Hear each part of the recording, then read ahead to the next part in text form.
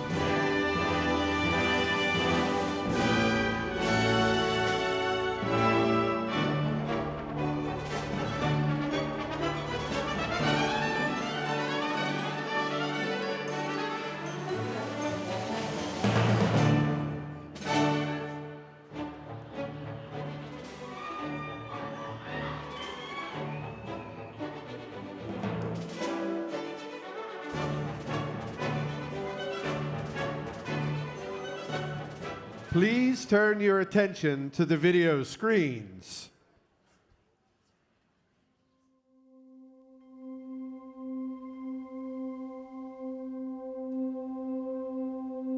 Our class has really embodied the principle of perseverance. We started law school during a pandemic.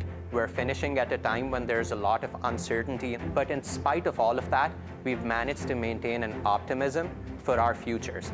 And I think having hope is a remarkable feeling. One of the most impressive and awe-inspiring things I've seen here is how my classmates all have such unique interests and so many special skills that they're able to bring.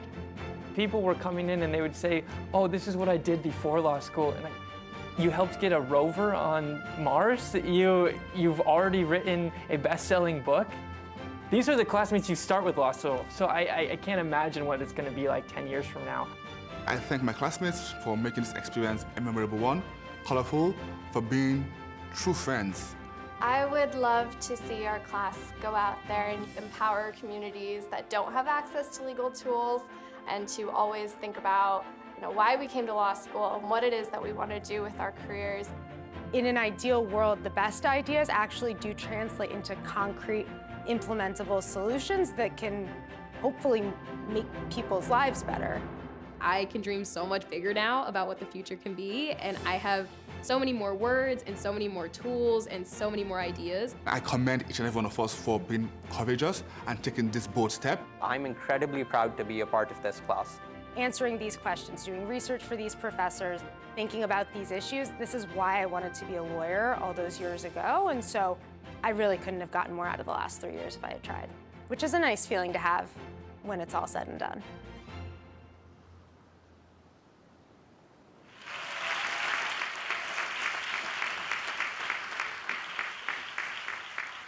Please welcome Cameron Patel.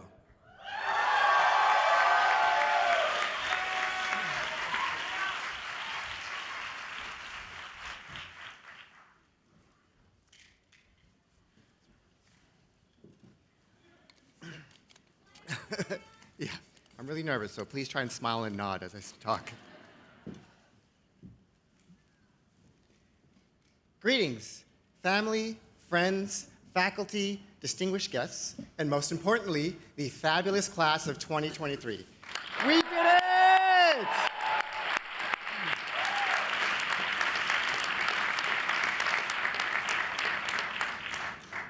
We've enjoyed endless readings and enough free pastries to justify our tuition. But hey, we're lawyers now. Let's not forget the power that comes with our education. Remember, just because you can argue both sides of an argument doesn't mean you can bill for both. Thank you. It is up to us to use our newfound abilities to make a difference. Our next speaker is someone who embodies these ideals, Dean Gillian Lester. She did not accept my invitation to Barrister's Ball, but she is here today. There has not been a normal year since any of us started law school, and yet, while guiding us through the pandemic, she managed to continue important initiatives, like an expansion of the loan forgiveness program and increased funding for students working for the public interest. Yes.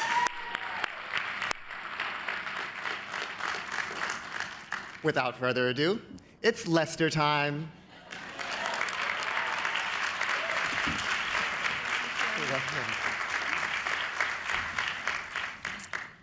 Well, thank you, Cameron. On behalf of the faculty and administration of Columbia Law School, it is my distinct honor to welcome you here today as we celebrate the class of 2023. Let's give our graduates a warm round of applause.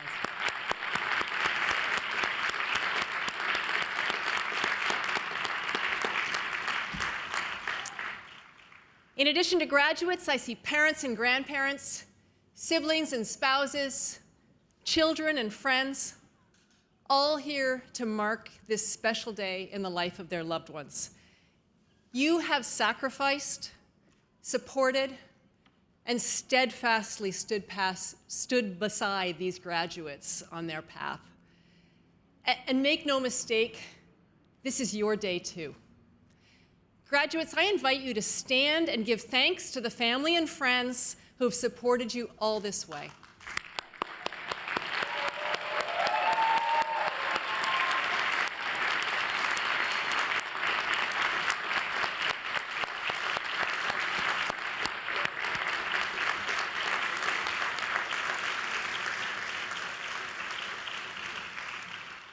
Let me also extend a warm welcome to the graduates of the class of 1973 who led the procession and celebrate their 50th reunion this year, an inspiration as the class of 2023 become our next alumni. So, thank you. And finally, I want to thank members of the faculty and administration who join me up here on the stage today. The individuals behind me have dedicated their careers not only to ensuring that our students have the knowledge and skills they need to thrive in the legal profession, but they have also been trusted mentors, sponsors, and supporters at every juncture. And I just want to offer a special acknowledgement before we raise a cheer for everyone on the stage to my special colleague, to my colleague, Professor Kellen Funk, who will be recognized today with a special honor, the Willis L.M. Reese of Excellence in Teaching. So.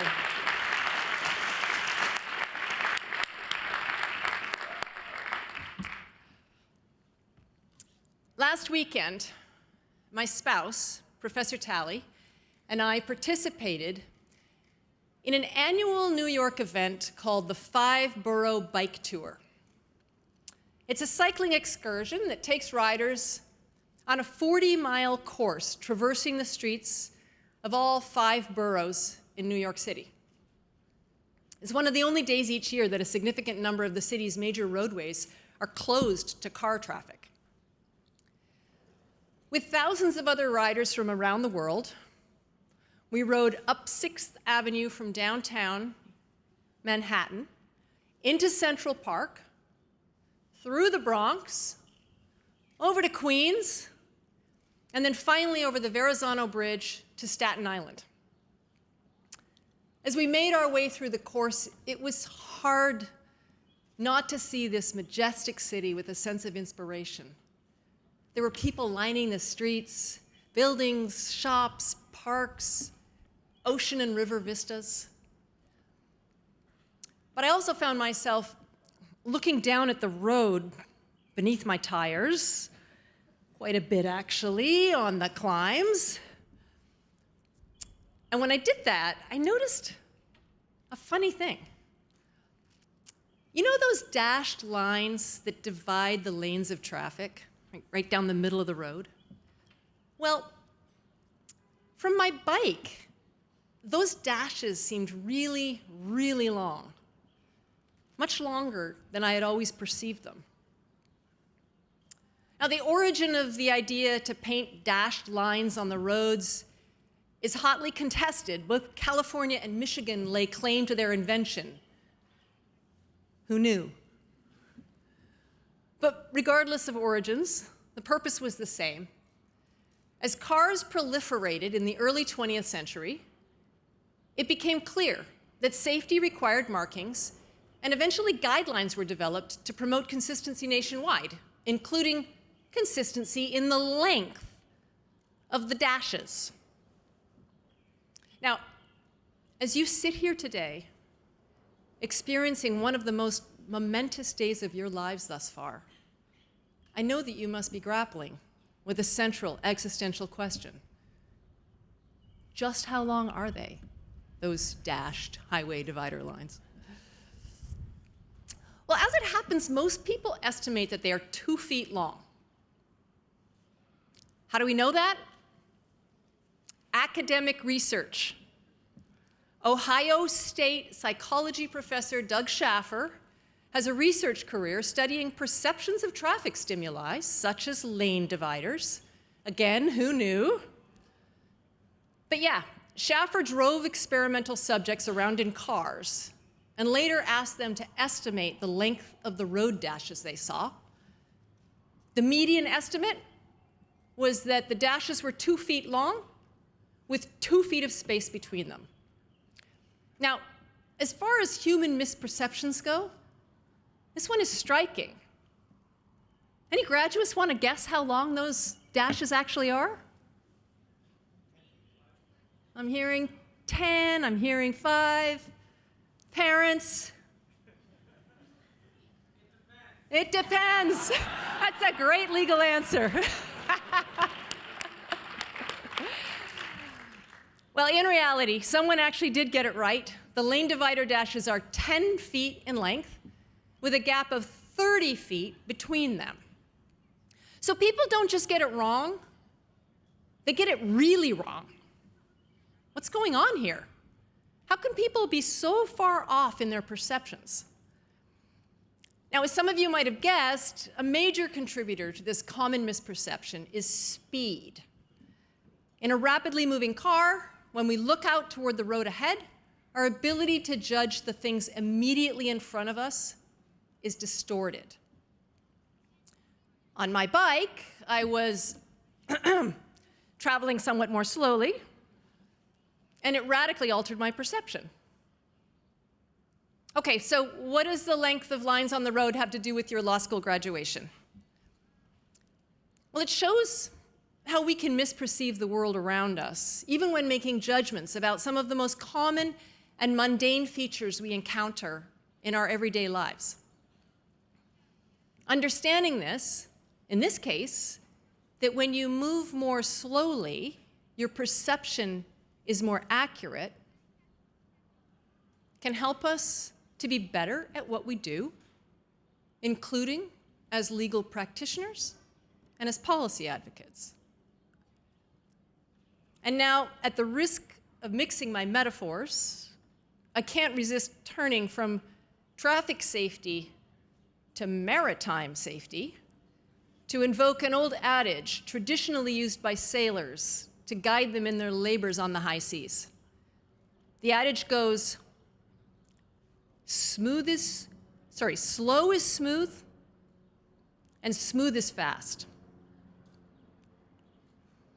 The idea here is that when you confront a complex task, taking it slow with patience and care and precision, at least the first time through, will help you understand how the pieces fit together, resulting in greater clarity and accuracy, and often obviating the need to double back to correct errors or even to do it over again. It will help you to smoothly anticipate each turn, and in the process, your ultimate progress in achieving your goals will be faster. Slow is smooth, smooth is fast.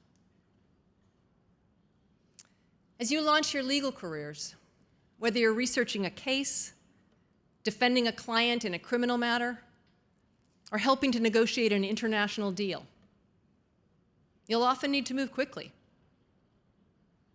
You'll need to take in information and make judgments and provide advice, sometimes all in the same meeting, proceeding, or email.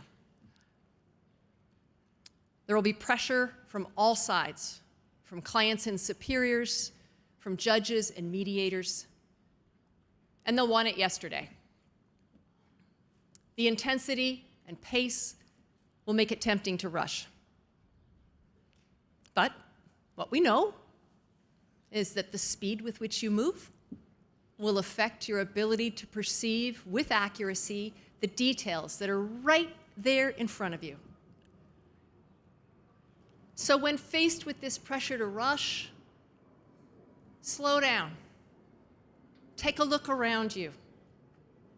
Use other tools and markers at your disposal, many that you learned right here at Columbia Law School. Take the time and care to gather the information you need to solve the problem. Verify your initial perceptions. Seek out corroboration and actively listen to those whose views diverge from your own. Viewing a complex problem through a slower, more deliberate lens, just like riding New York streets on a bike rather than in a car or a bus, can make it smoother.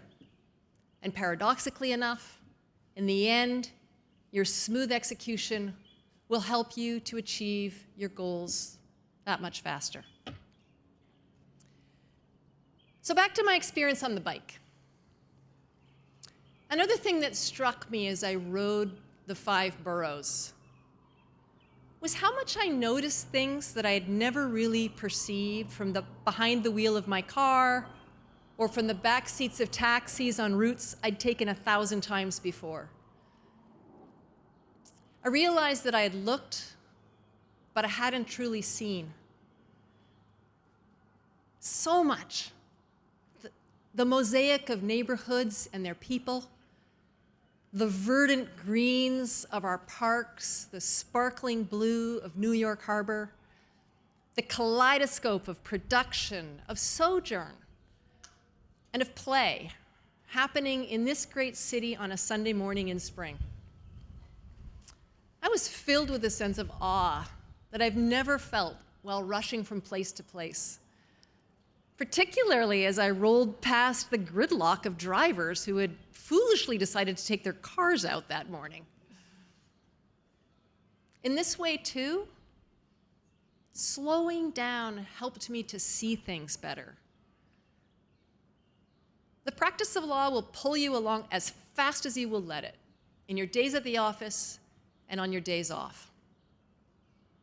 Promise yourself that when you embark on this exciting career that lies ahead, you will also commit to exercising care and deliberateness in experiencing the people and passions that give you joy outside the law.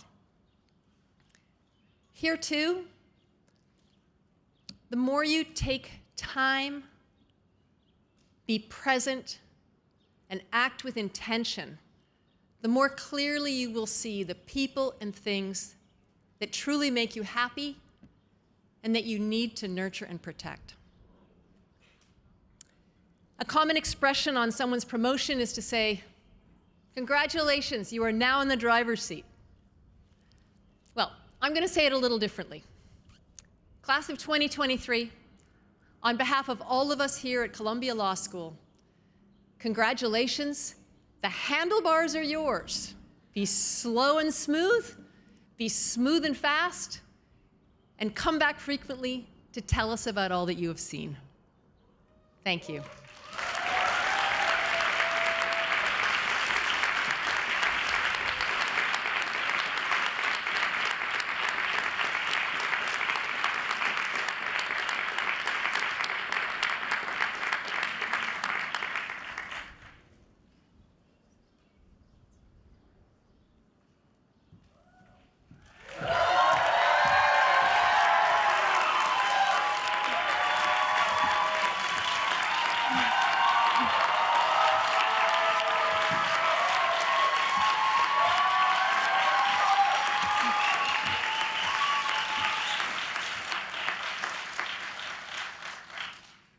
As Elle Wood said, we did it. From being faceless black boxes on Zoom and starting law school in a pandemic, to now seeing all of us in our Instagram-worthy graduation robes, we have indeed come a long way. Our 1L year was unique, to say the least, but our community went above and beyond to support each other, and I'm so honored to be graduating alongside you. When we came back in person as 2Ls, it felt surreal to be on campus full-time for the first time, but you all rose to the occasion and served as exemplary student leaders and mentors for the rest of the school, reaffirming why I chose to attend Columbia Law School. And now we're graduating. Yes, even those of us who took Fed course in our last semester made it out alive. Thanks, Professor Funk.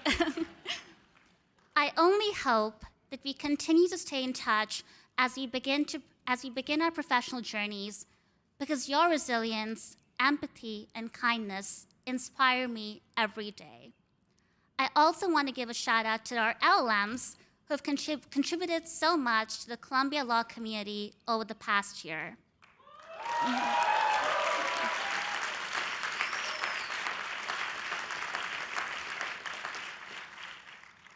It is now my pleasure to introduce the JD class speaker, Ali Jimenez.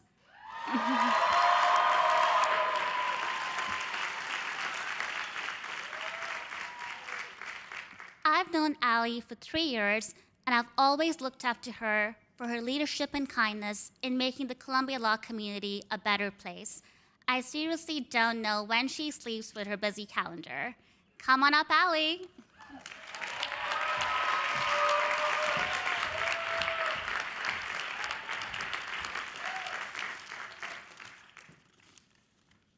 Class of 2023.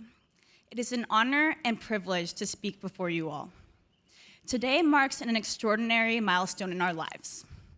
After 3 years of rigorous and persistent training, we are now poised to join the next cohort of accomplished legal professionals in our nation and make our mark in the world as lawyers. For some of us, becoming a lawyer has been a cherished dream since our school days, when our teachers and parents, impressed by our incessant debating and persuasive skills, jokingly suggested, maybe you should become a lawyer since you like to argue so much.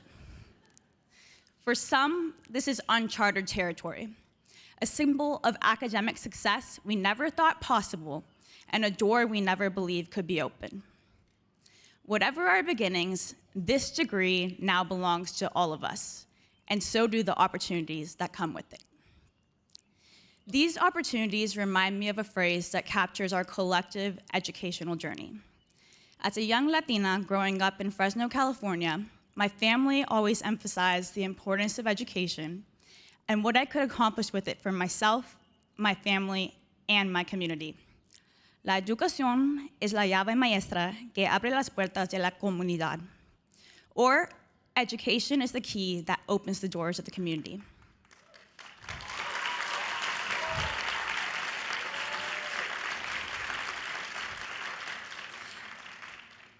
I believe this phrase relates to our collective law school experience in 2 major ways. First, we should cherish this community that we have gained from our shared education and take it forward with us always. Second, The access we now have due to our legal education carries a great amount of responsibility as future change makers. We now hold one of many keys that can unlock a better future ahead. We all started our time here unconventionally through a Zoom call. We met people as small boxes in the corner of our computer screens with nothing to bind us together except for shared anxiety of how we would learn torts like this.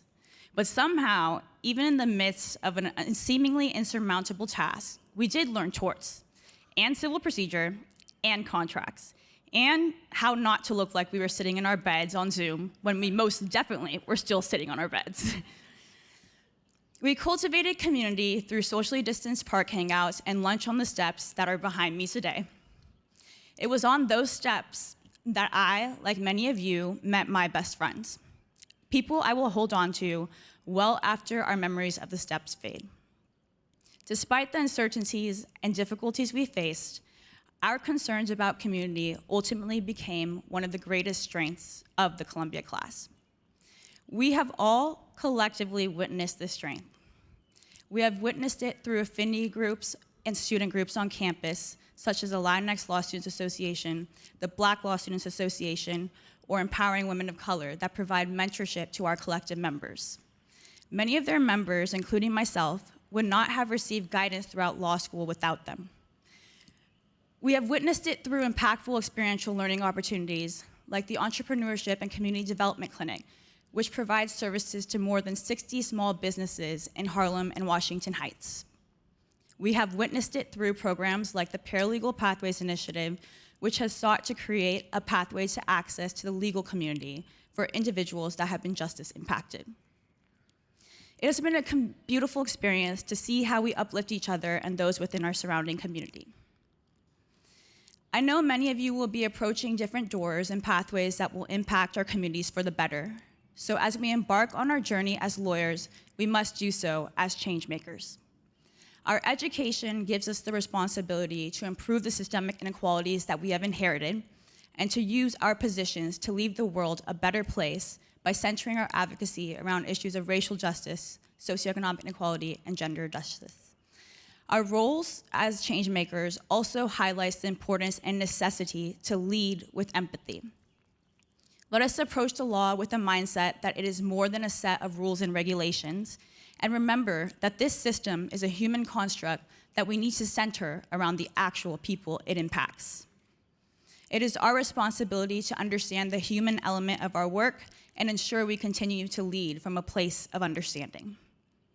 So as we approach our individual doors to our future professions, let us continue to use our legal expertise to promote understanding and collaboration, to build bridges instead of walls, and to create a more inclusive society. Let these values serve as your compass, and I have no doubt that you will make a difference in the world, and I am proud to call you my community. Congratulations, class of 2023. I wish you all the best.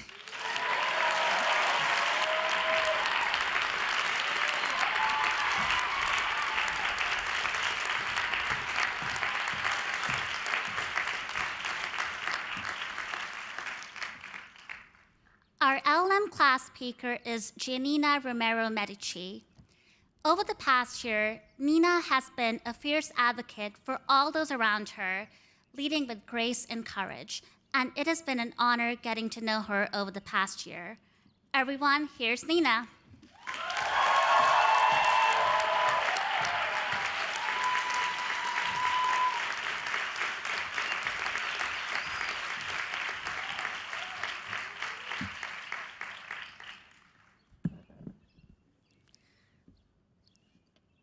Dean Lester, distinguished members of the faculty, proud families and friends, fellow graduates of the LLM and JD class of 2023.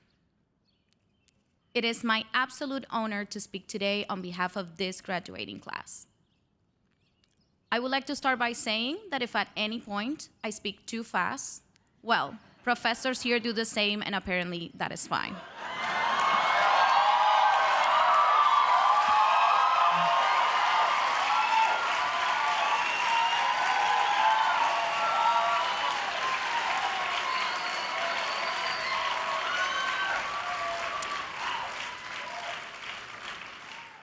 Now that we've addressed the elephant in the room, or more accurately, the words in the Zoom, I want us to think about the last 10 months we spent together, trying to adapt to a city completely dominated by rats, doing our best to find free lunches that were not pizza, and making a lifetime full of memories.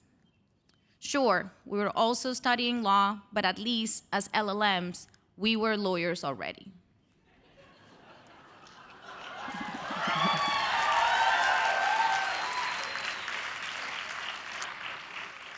To write this speech, I spoke to several of you, trying to find highlights of our year together. But instead, I noticed that while we were all happy to be graduating, nobody felt relieved. There was a sense of profound longing, or as Brazilians taught me, saudade. So I wondered, why aren't we relieved to be graduating from the university that many of us, hopefully all of us, always dreamt of attending? I think it is because this experience was more than just a few stressful all-nighters before finals. The friendships, the connections, the genuine feeling of love for people we just met less than a year ago are the most valuable things that we obtain. And I say this knowing very well that it costs $80,000 to attend this program. As we say our goodbyes and we set for our dreams, I would like for us to remember Columbia's motto, "In thy light shall we see light." As the lawyers that we are, let's ask ourselves, how can each one of us be a light for others? When day comes, we ask ourselves, where can we find light in this never-ending shade? We have braved the belly of the beast. We assumed the risk. We have learned that quiet isn't always peace. We were reminded of the norms and notions of what just isn't always justice. Law is a profession full of choices, and we have been given a great gift, a freedom to decide how we will achieve fulfillment for ourselves, be of service to others, and shape and improve our profession. Remember that at the beginning I told you to think about the last 10 months together? Well, the care that you show for each other should be the blueprint for the care that lawyers at their best should show for society. And in that vein, it is only appropriate to thank all the parents, family members, partners, and friends that have supported us along the way. Getting here was not easy. Staying here was even harder. So thank you for always picking up the phone, for paying for school, and for reminding us why we started this path. So don't forget that even with all the connections we have made, being a lion is more than the pride we inherit. It is the path we step into and how we repair it. For there is always light if only we are brave enough to be that light for others. Go Lions.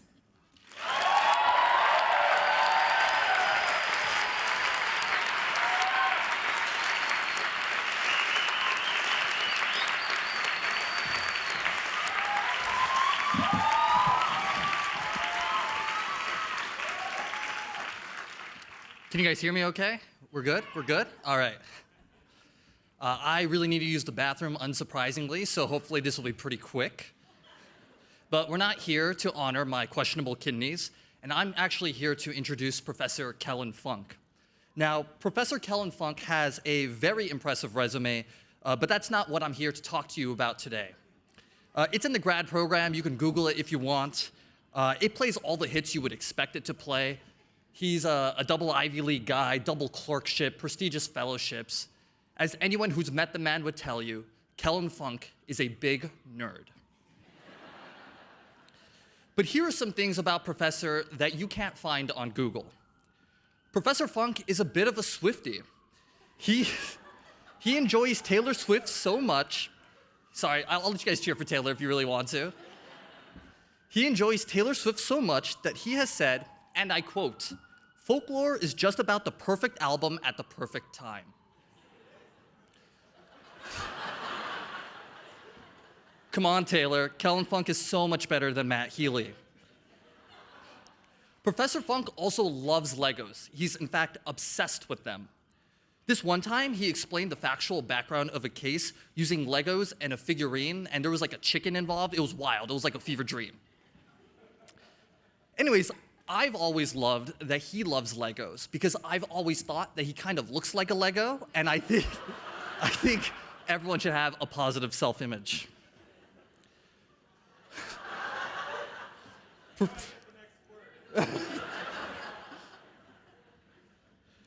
Professor Funk also enjoys playing video games. He once admitted to me in private that during some boring Zoom administrative meetings, he'll occasionally boot up and sneak getting some missions in. And that makes me feel better because now, in front of all of our mutual friends and family, I can confess that in Fed courts, instead of thinking of diversity jurisdiction, sometimes I'd be playing Pokemon. But I got my grade back today, and I think you knew that. So for those of you who haven't met Professor Funk, I hope this paints a picture of him being a pretty relatable guy. And I think that's what makes Professor Funk such a wonderful academic and a wonderful professor. He never shies away from his humanity. He's had a very strange journey. He grew up in the plains of rural New Mexico. He ended up working as a janitor at his undergraduate dining hall, trying to pay for his education as he flirted with his future wife. He ended up all the way in the halls of the federal courts, clerking, working on mostly civil legal matters, but hearing down the hall the shackles that bounded people against their will when they were brought in on criminal matters.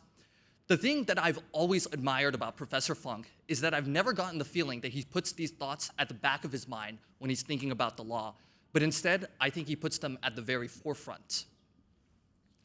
Professor Funk challenges his students to think about the real impact and sometimes the real violence that the law creates.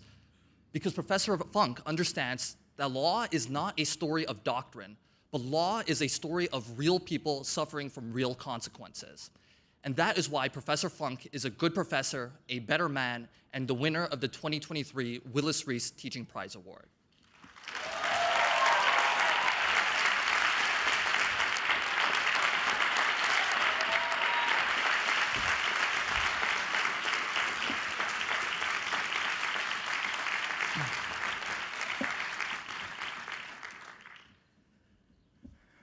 Well, friends, families, colleagues, and especially the class of 23.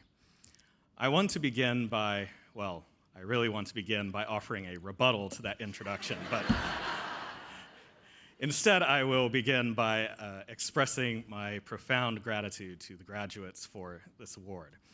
I'm very touched to be receiving it, especially from this class, the class of 23. I will always be particularly fond of the class of 23 because you were, in a way, my first class, the first class to whom, for many of you, I got to teach first semester civil procedure. And you were the first class, and so far the only class, to have evaluated our time together with such colorful phrases as, quote, nightmarish experience, and should never teach this class again. Perhaps I should quote the poet of our generation and say, in my defense, I have none. But I will stick to saying, the fall of 2020 on Zoom was cruel for all of us. But really, the last 3 years in public policy, in law, in jurisprudence has, at times, been cruel to all of us. I am sincerely amazed by your resilience as a class, and I am grateful for your companionship the past few years in our common enterprise of learning how to do things, hopefully good things, in and through and sometimes in spite of the law. So in thinking about how to bid you a fond farewell, I turned to the place I so often turn for inspiration. Some of you may be asking yourselves, is he about to say the Bible? Not this time. Generally a good place to look for inspiration, but the archive is the answer this time. I turned to the archive to see the kinds of things that a departing class needs to be told. This probably doesn't sound as fun as Legos, but after that introduction, I need to show off some erudition, so bear with me. I went back to the first commencement address I could find, delivered by a member of the faculty of Columbia Law School to a graduating class. It was delivered 150 years ago, in the spring of 1870, by Theodore Dwight, the president of Columbia Law. Now, if you leave these grounds towards the law school back behind me, you'll see that the gate back there is dedicated to the memory of Dwight. Dwight was the proceduralist at Columbia in the 1870s, so I knew this speech was going to be awesome. Dwight taught courses on pleading and practice, but the course he was most famous for was a capstone lecture course that was simply titled Equity. Now, families and friends in the audience, if you want to have a good time at dinner this evening, ask your law graduate what equity is. It will be a fun exercise because in a class of several hundred JD students, there will probably be several hundred different answers. That, after all, was the point of equity, which at the time was a specialized jurisdiction. The word did not have its modern sense as in equity or inclusion or ownership as in shareholder equity. Equity instead was a power to order special remedies in special cases. It's where injunctions come from, and imprisonment for contempt of court. It was principled and rule-bound, but also flexible and adaptable to the needs of a particular case. And it turned out to be of special concern when Dwight addressed the graduating class of 1870. Now, part of what is remarkable about Dwight's address back then is how unremarkable much of it would sound today. Many things Dwight said 150 years ago will be repeated in law commencement addresses around the nation this week. He encouraged his students to, quote, follow their profession not as a trade for money-making, but as a high, lofty, and honorable cause. He told them to balance zealous advocacy with public-mindedness. He told them it was better to earn $10,000 honestly than $50,000 dishonestly. And I don't see any of you writing any of this down. This is all good stuff. Take note. Now, the remarkable part of the address came when Dwight applied these principles to pointedly and directly criticize one of the leading lawyers of his day. A lawyer who, it turns out, was seated on the same platform right next to where Dwight was speaking. Now, I should pause here to reassure the people behind me that I understand standards of etiquette have changed over time, and that's not where this is going. That famous lawyer that Dwight used his commencement address to attack, civil procedure students have already guessed it with dismay. Yes, it was David Dudley Field, architect of our modern litigation system. Though not widely remembered today, Field was famous in his day for a law code he had drafted for New York, code from which we derive basically all our modern litigation rules today. Field is less well remembered than the rules he drafted because Field himself was less of a jurist than he was a mercenary lawyer, perhaps the first lawyer in American history to command $1 million fee. He did that by representing the so-called robber barons of his day, Gilded Age New York capitalists who generally kept their activities within the bounds of law, but used every technical trick they could to plunder and defraud the businesses they controlled, especially railroad corporations. Now, at the time he sat on the commencement stage, Field was engaged in a particularly notorious litigation that became known as the Erie War. Field represented the Erie Railroad. Yes, the same Erie Railroad that haunts so many civil procedure hypotheticals. In his Erie litigation, Field used every procedural trick in the book he had written, after all, to try to wrest control over a small Western railroad line for his employers. That's all the war was about, a relatively minor capital asset. Yet Field secured numerous injunctions from a pliant judge in New York, and when Field's opponents sought injunctions of their own, he won injunctions against their injunctions. The Erie War was the first time courts sent out coercive decrees by telegraph rather than by hand, and it was the first time the state militia was called in to violently enforce the civil decrees of a New York court of equity. The tactics Field developed then would be deployed on a larger stage in a later era in the form of labor injunctions issued by federal courts against striking workers, as well as injunctions against all kinds of progressive state legislation, an era we now refer to as the dark ages of government by injunction. Theodore Dwight probably couldn't see that future from where he stood in 1870. But the eminent scholar of equity and its procedures very well could perceive that Field was playing with powerful devices that could wreak havoc across society long after Field and his railroad clients had lost interest in them. By chronicling blow for blow the abuses of the Erie litigation in his address, Dwight made clear that the lawyer he had been talking about, the one who chased a dishonest fee over an honest representation, was the very eminent attorney seated before the graduating class that day. Now that led me to wonder, since the Erie litigation was all a matter of equity, special remedies for special cases, and since the Erie War was so procedurally innovative, what did Dwight teach about it in his lectures? If Dwight said all that to Field to his face, what did he say behind his back in the lecture hall? Now, as luck would have it, our law library has a word-for-word transcript of Dwight's equity lectures the year after his commencement address. In fact, Dwight's final lecture in that series ends on the very topic of the Erie litigation, injunction decrees sought for or against railroad corporations. Don't worry, I'm not about to read you a long, boring speech, because instead of dishing on Field and the Erie cases, Dwight simply ended his lecture. He told his students there were no principles to be learned from this area of equity, and he ended the course without so much as naming any of the recently decided cases. The historian in me was very disappointed, to be sure, but as a law teacher, I think I may understand what Dwight was doing, and I draw two brief lessons from this. The first is, if you really want to learn the dark arts, apparently you have to go to office hours. The second and real lesson is that Dwight understood what was important to learn about the Erie cases was not the technical moves and countermoves that could be made in a modern equity case. It was rather the kind of lawyer one should be or should not be to even engage those cases in the first place. And that kind of lesson simply could not be lectured. It had to be lived. By all accounts we have, Dwight lived out that lesson. He was universally beloved by his students. Believe it or not, students attended his equity lectures even when they weren't enrolled in the class. There were so many auditors, they had to sit on the platform, literally at Dwight's feet. It's not that the lecture content was all that compelling. Again, we have the transcripts, I've looked at them.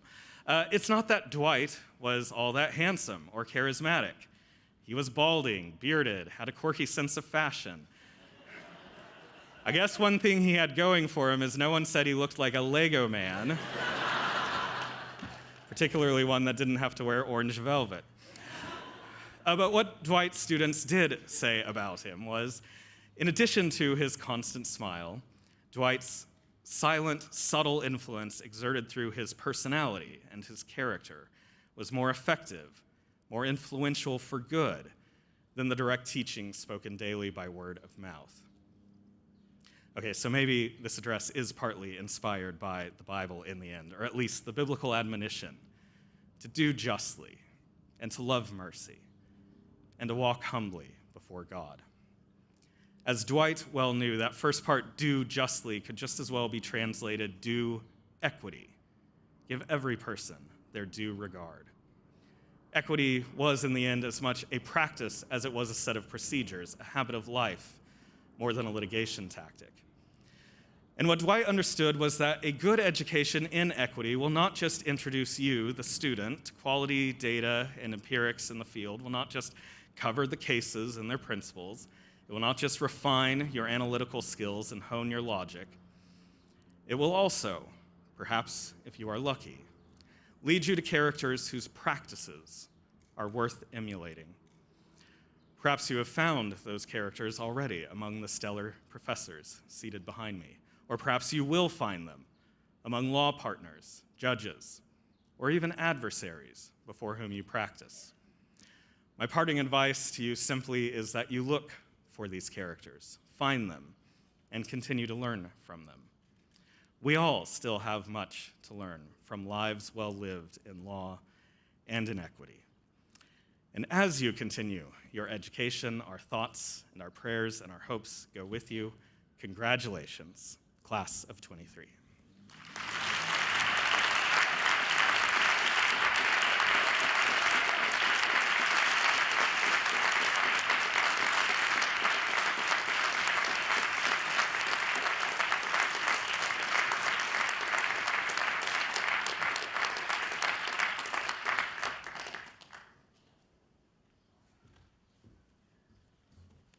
Hello, I am Kate Judge. I'm the Harvey J. Goldschmidt Professor of Law and the Vice Dean for Intellectual Life. I have the distinct pleasure today to announce just the awardees of a small handful of the prizes that we award each year at graduation. Please hold your applause until the end. And students, if I name you, please go ahead and stand up so everybody can see who you are. The first is the Samuel I. Rosenman Prize in memory of Samuel I. Rosenman, class of 1919. In memory of Samuel Rosenman, class of 1919, created by his partners in the firm of Rosenman and Collin. It is awarded each year to a student who has demonstrated academic excellence in public law courses and outstanding qualities and leadership in the law school or activities related to the law school in the university community.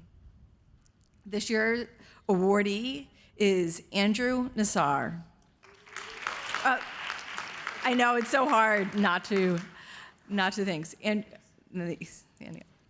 The second prize is the Pauline Berman Heller Prize, which is awarded annually to a graduating student who has displayed an outstanding record of academic achievement in the service of gender equality in law, business, or society, as expressed through his or their classroom performance, scholarly research, or other relevant activity. This year, it goes to Fatima Hassanan. The John Ordronaux Prize, established in 1908 at the bequest of John Ordronaux, Professor of Medical Jurisprudence from 1860 to 1897. It is awarded annually to a JD degree candidate for general proficiency in legal study. The prize usually recognizes the student achieving the highest academic average in each graduating class. This year's awardee is Stan Talun. The Walter Gellhorn Prize, established in 1994, awarded annually to an LLM degree candidate graduating with the highest academic average for outstanding proficiency in legal study. This year, it's Alexander Panzi. The E.B. Converse Prize is awarded annually to the member of the graduating class who wrote the best original essay on a legal subject. This year's recipient is Eileen Lee. Last but far from least is the Campbell Award. It was created in 2016 at the behest of the Columbia University Trustees and the Columbia Alumni Association. It is presented to a graduating student at each school who shows exceptional leadership and the Columbia spirit as exemplified by the late Bill Campbell, Chair Emeritus, University Trustee, and co-founder of the Columbia Alumni Association. This year's recipient is Olivia Dominique Jones Martinez. Please join me in congratulating all of the prize recipients.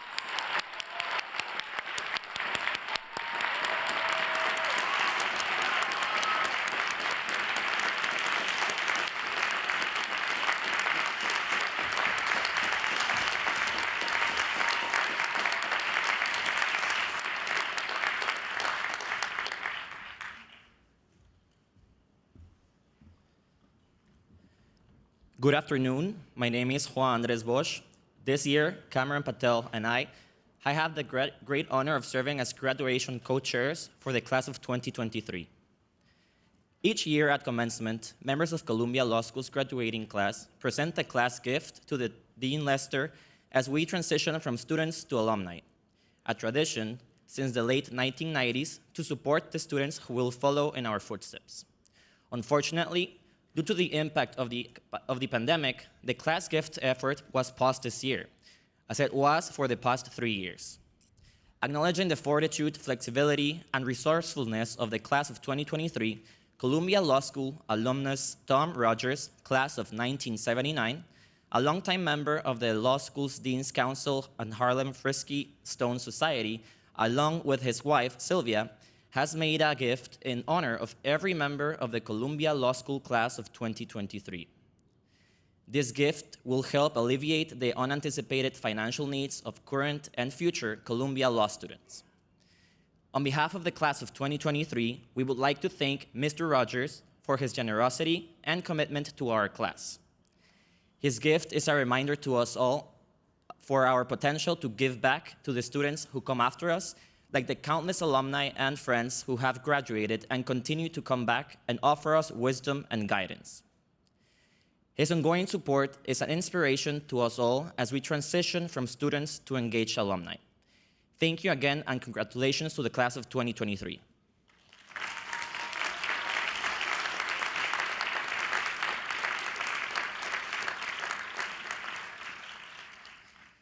It is a great honor and privilege to introduce a distinguished leader who has dedicated his life to the pursuit of justice, fairness, and the rule of law.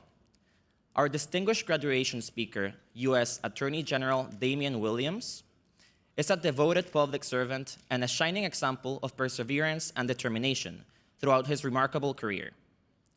Since his days as a student at Yale Law School, he has consistently demonstrated a commitment to using his legal expertise to create a more just and equitable society for all. Attorney General Williams is an inspiration to many. He made history as the first African-American U.S. Attorney for the Southern District of New York. He now leads one of the most prestigious and influential offices in the country, working tirelessly to dismantle criminal organizations, prosecute corruption cases, and bring justice to those who have been wronged. On behalf of the Columbia Law School class of 2023, please join me in extending a warm welcome to the United States Attorney for the Southern District of New York, Damian Williams.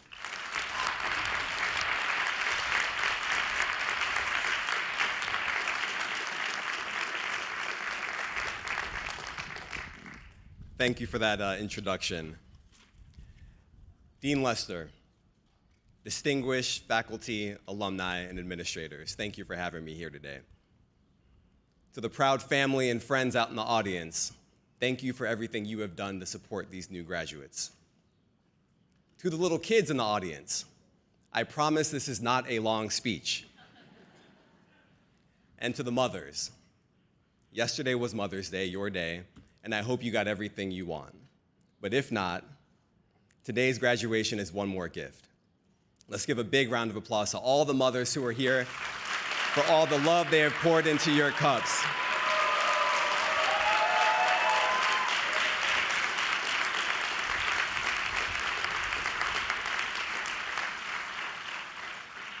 And finally, to the spectacular class of 2023, congratulations on this incredible achievement.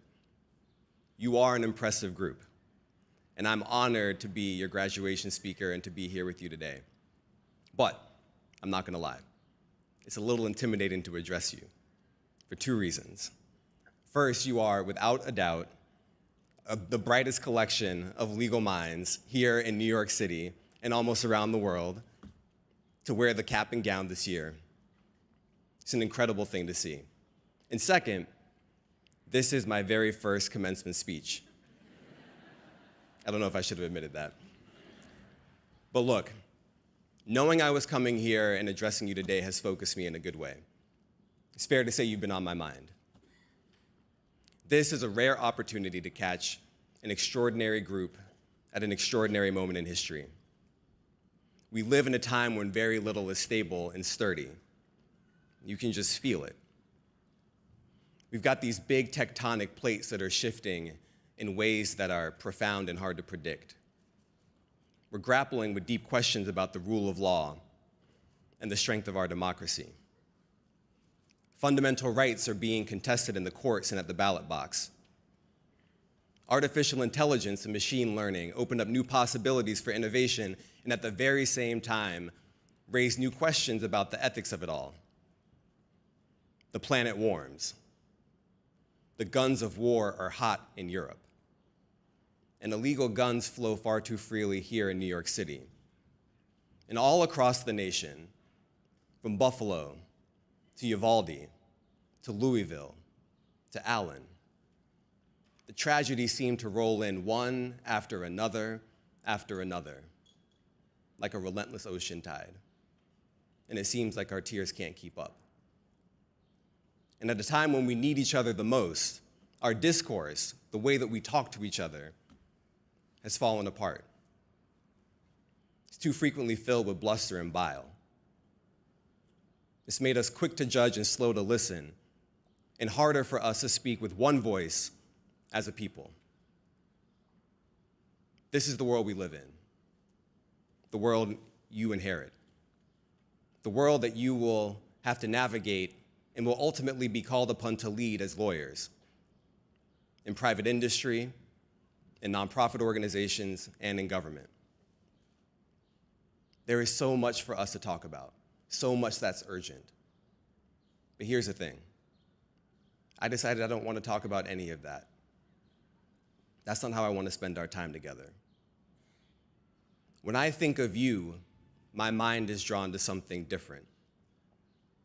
I recognize that this graduation is a triumph, the fulfillment of a long-held dream. And here you are standing on this mountaintop of achievement.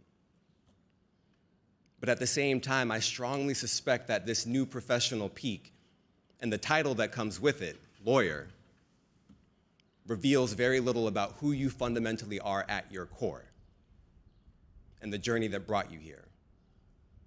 Yes, you worked hard. Yes, you took class after class and exam after exam. But in many ways, your new title is the worst possible lens for taking the measure of your life. Its gaze is too narrow. It doesn't reveal any essential truths about how you've lived, or who you've loved, or who you've lost, or what you may be proudest of, or what you may have come to regret. And look, I say all of this with full recognition that I am standing here right now as your graduation speaker because of the title that I hold, because of the office that I occupy, and because I'm the first Black person in history to occupy it. I get that.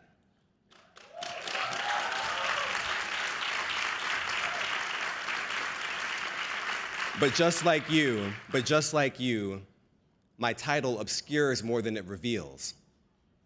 It doesn't tell you anything about who I am or the path I've traveled in life. It's the thing that gets talked about the most, but in so many ways, it's the thing that matters the least. It is tempting to look at a person's life as a collection of titles and achievements, to read it like a resume, to view it as a series of mountaintops. She achieved this and then she achieved that. He accomplished this and then he accomplished that. As if it is possible to go through life leaping from peak to peak. We cheer the mountaintops, but we get real quiet about the valleys in between, as if the valleys aren't part of the journey too. It doesn't make any sense to me. Never has. Show me a mountain without a valley. I've never seen it, and I bet you haven't either. A full life is filled with both success and failure, love and loss, joy and pain, hope and despair, confidence and doubt. If you focus on one but not the other, you lose a sense of who we are and lose sight of the grit and growth that can only be forged in the valley. It would be like reading a book and skipping over every other chapter. By the end, you would have no idea what really happened. And yet, this is often how we tell our stories. Not today. Today, I want to speak to you. Not you, the lawyer, not you, the title, but you, the person underneath the graduation gown. And yes, while we are on this mountaintop together, I want to talk about a valley. Just one, but an important one. One that so many people quietly struggle with in life. I know I do. And many of you probably do too. I want to talk to you about doubt. When I say doubt, I'm not referring to some legal standard like beyond a reasonable doubt. Not that. I'm talking about self-doubt. It's that feeling, that questioning, that unwelcome voice that sometimes whispers and sometimes booms.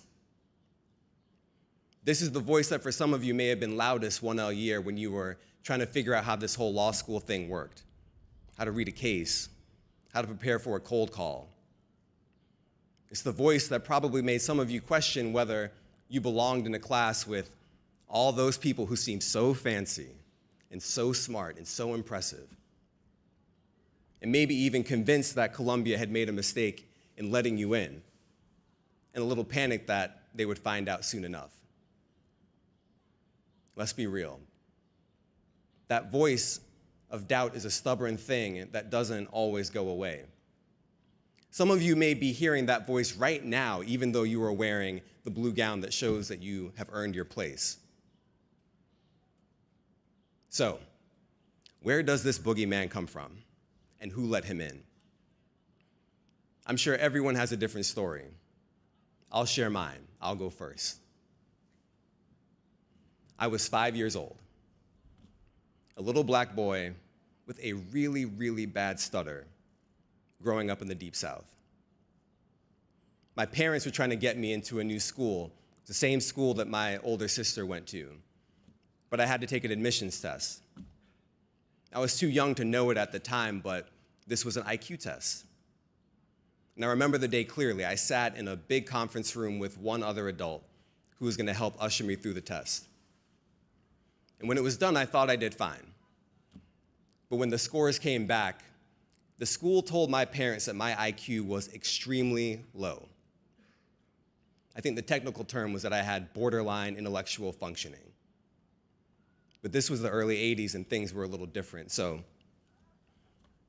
folks told me that I was borderline retarded. That was a label I remember. And even at 5 years old, I knew that was not so good. Now, my parents did not believe the results, and it's a little more than that. They were flat out suspicious of the score.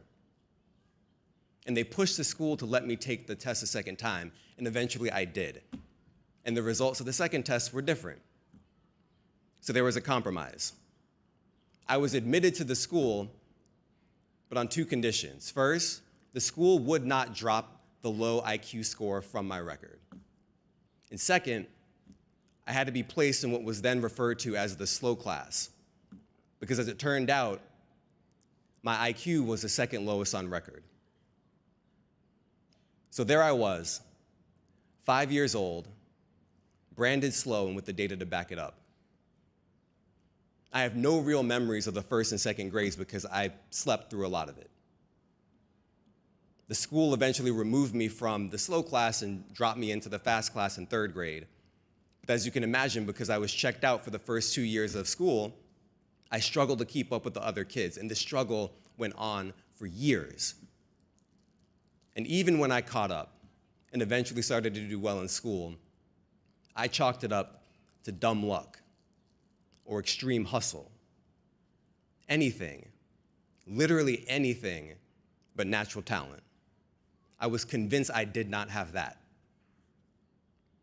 My own doubt used to be this wild thing, this beast that could not be tamed. And it would roar so loudly that it would drown out the other voice, the quieter voice that told me that I was good and worthy. It's hard to shake that off, and not everyone wanted me to. I remember a day or two before I graduated high school, there was a celebration for the seniors. And I was graduating the top of my class and starting to finally feel good about myself. But then, just then, an old teacher of mine pulled me aside at the celebration, and I'll never forget it.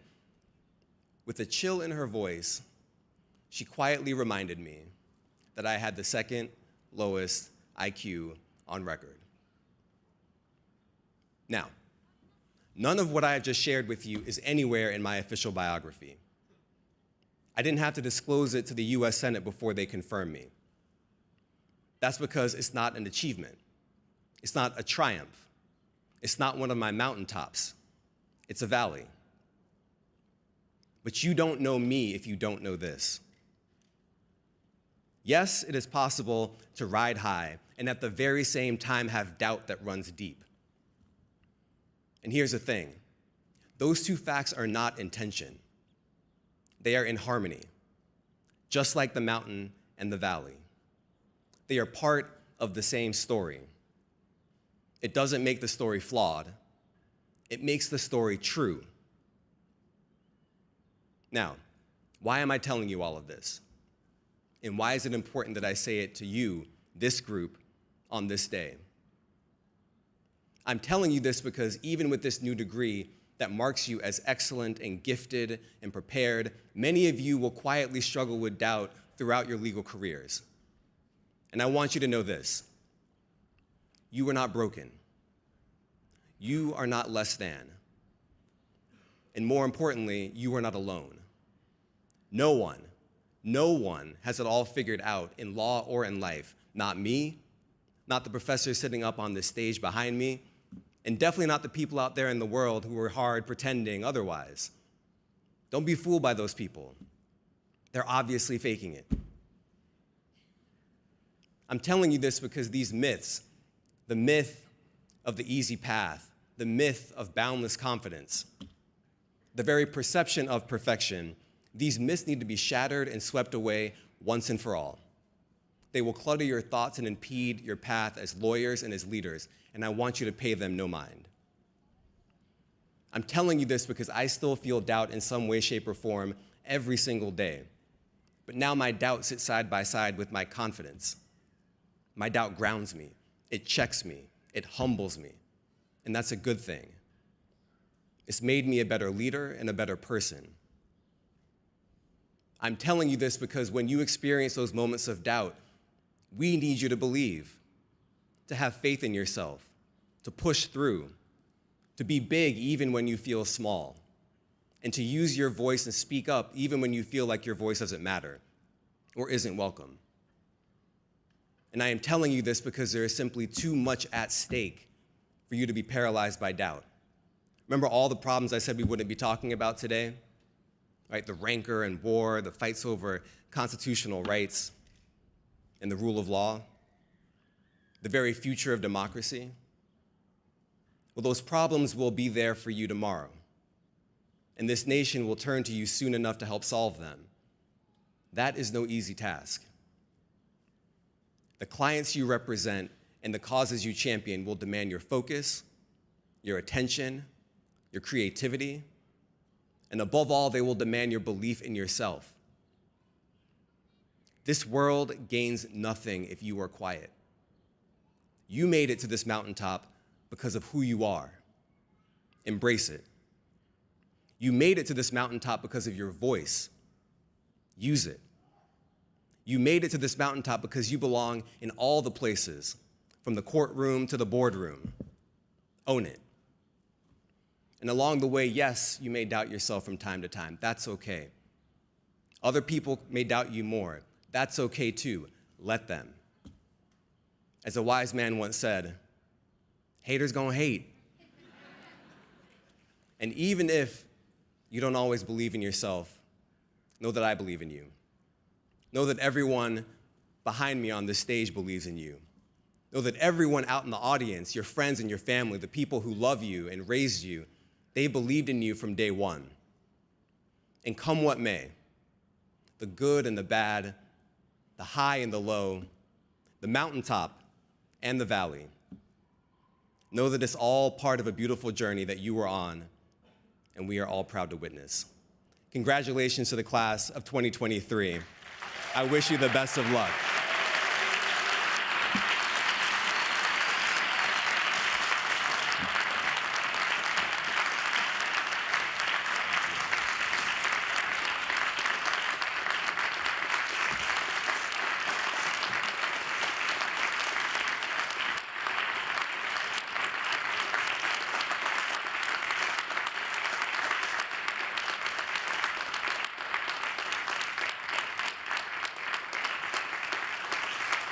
And now we will begin the reading of our 2023 graduates' names.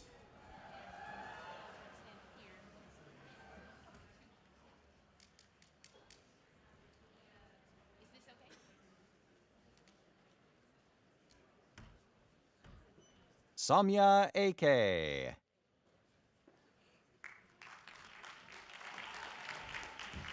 Nashawan Ahmed Amir. Yassi Abadi. Nasra A. Abbas. Habib Emmanuel Abraham. Arwa Abu Hamdia. Austin Alexander Addison. Tanisha Mink Agarwal. Teresa Tashana Adams. Dana Adab. Maya Bashir Ahmed. Margaret Ajok. Dawit Mulugeta Tarune Aklilu. David Dewhurst Axt. Saud Al Sheikh. Nuri Jem Al Bayrak. Isabel Eve Alexiades. Afaf Al Kazem.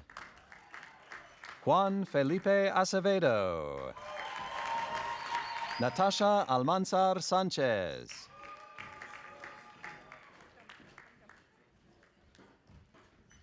Christopher Charles Alter. Miles Joseph Ambrose. Ioannis Androutsos. Suad Farah Aldakar. Michael Andrew Anfang. Jorge A. Arias. Andrea Brooke Ashburn. Spencer Alt. Tal Avrami. Teresa Artasa Insausti.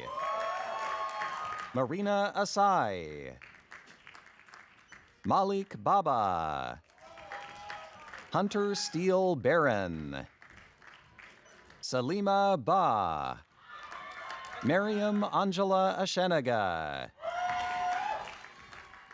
Harold Tiva Atuguba. Zoe Lee. Andrew M. Bame. Oindri Bandyopadhyay. Yi Bao. Isabella Barba. Eduardo Bardelli. Ruggero Barelli. Batul Barodawala. Lauren Haley Barron. Matthew Bartlett. Elizabeth Ellen Bartzokis. Jonah Seth Nieberg Baskin. Hannah Basra. Phineas Gray Bauer. Yusuf Ghanem Bavi. Juliana Becerra. Maria del Pilar Begue Hoyos. Madhuri Bat Belkale. Astrid Bendixen Kettis. Catherine Teresa Benvenuti. Roberto Berenson. Martina Julia Berger. Joshua Berlowitz. Emily Jane Berman. David Bermeo Barba. Harish Sai Bhaskar. Elizabeth Kanburi Bijakin. Johanna Ruth Bierlein. Rawabi bin Homed. Amelia Kate Rosemary Burney. Fernanda Bitar Simon. Mayor Blasowski. Henry Tzavi Bloxenheim. Luis Boada Jimenez. Molly I. Bodertha. Ashley Aline Bogdan. Juan Andres Bosch Munoz. Christine Botvinnik. Matthew Brady. Michael Hamilton Brady.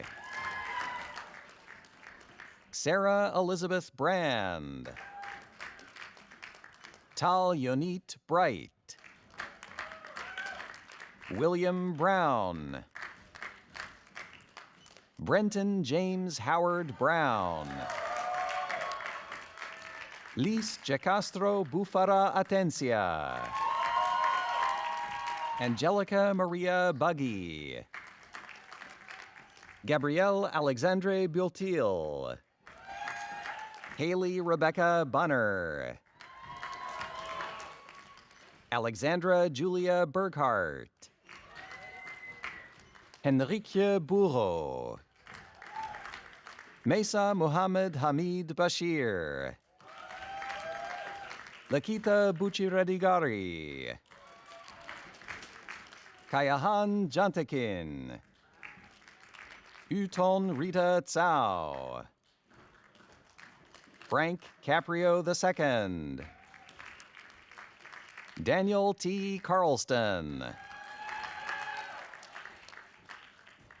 Mercedes Annabelle Carrasco. Rodrigo Carreras Valle. Amalia Teresa Carrillo Bataya Matar. Ilana Michelle Cates. Gauzde Nur Chevik. Eugene Chang. Wei Chi Chow. Chen Chen. Li Xin Chen. Mei Lin Chen. Shuang Chen. Yang Chen. Yue Ting Chen. Yuhan Chen. Max Allen Sherman.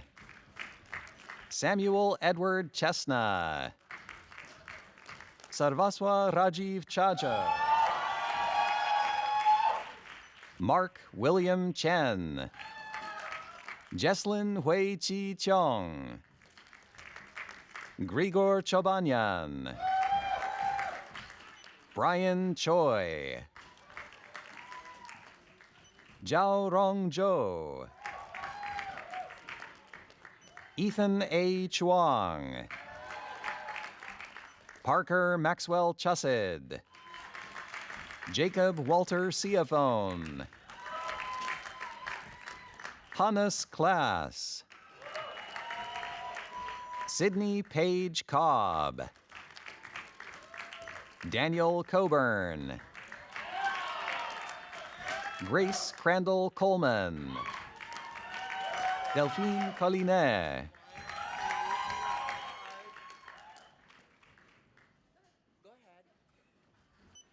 Arabella Colombier.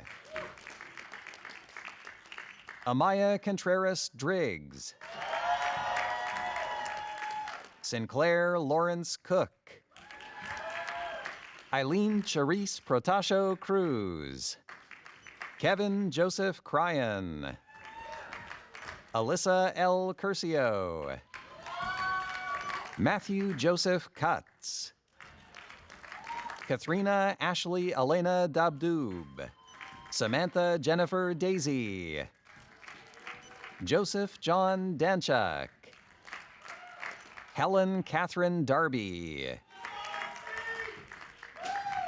Jennifer Sarah Darmody. Zubin Dash. Paul Thomas Da Silva. Damirjan Dauken. Imani Imuahe Davis. Laure de Chalandard. Giovanna de Cristofaro. Emilio del Real Pascual.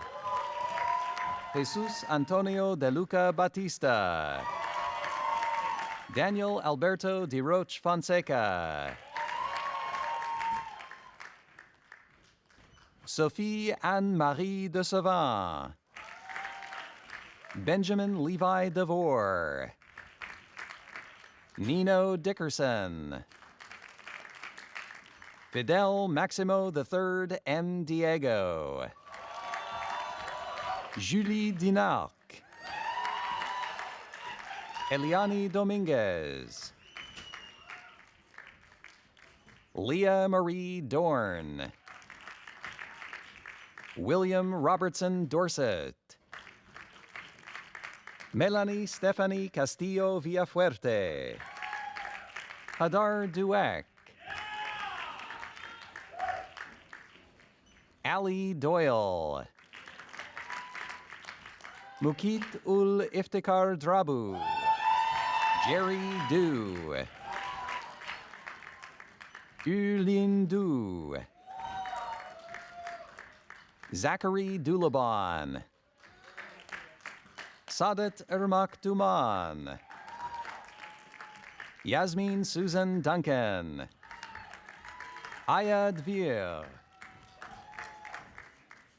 Yulia Dikterianka. Jessica Chisom Egbabaik. Gwendolyn Ellis.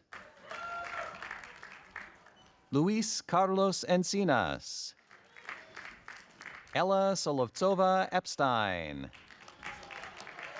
Nkechi Neka Erandu. Saul Esses. Andres Estevez. Shant K. A. Ulmesekian. Sharifa Rehana Fahri. Hao Jo Fan. Jude Farah. Jillian Patricia Farley. Christopher Sina Farogi. Liam Alexander Fine. Abigail Karen Flanagan. Ashley Fleck. Celeste Fleetwood. Joseph Utah Flitton. Valeria Flores. Gabriela Flores Romo. Jasmine Renee Fong. Jeremy Stewart Forbes. Ian Forsyth.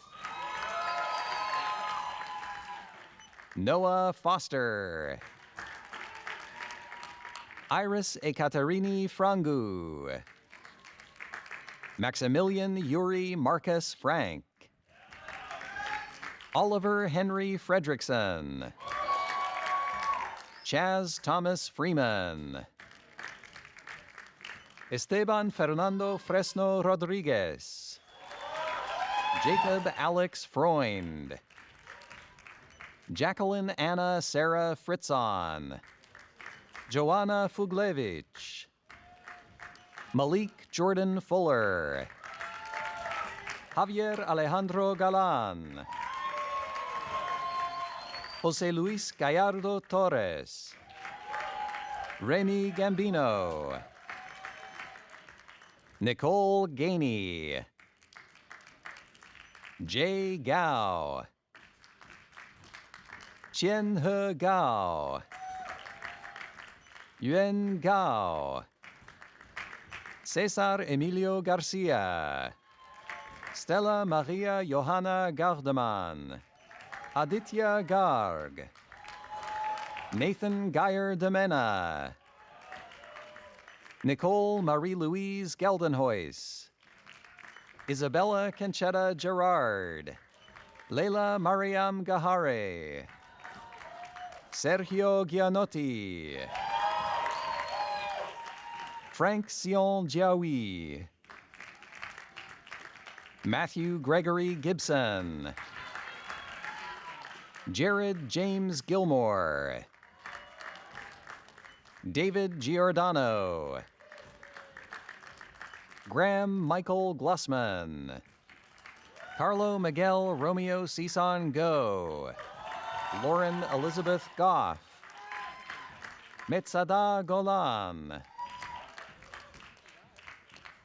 Avraham Moshe Gold. Henry Grant Goldberg. Moshe Golombek. Juan Camilo Gomez Fajardo.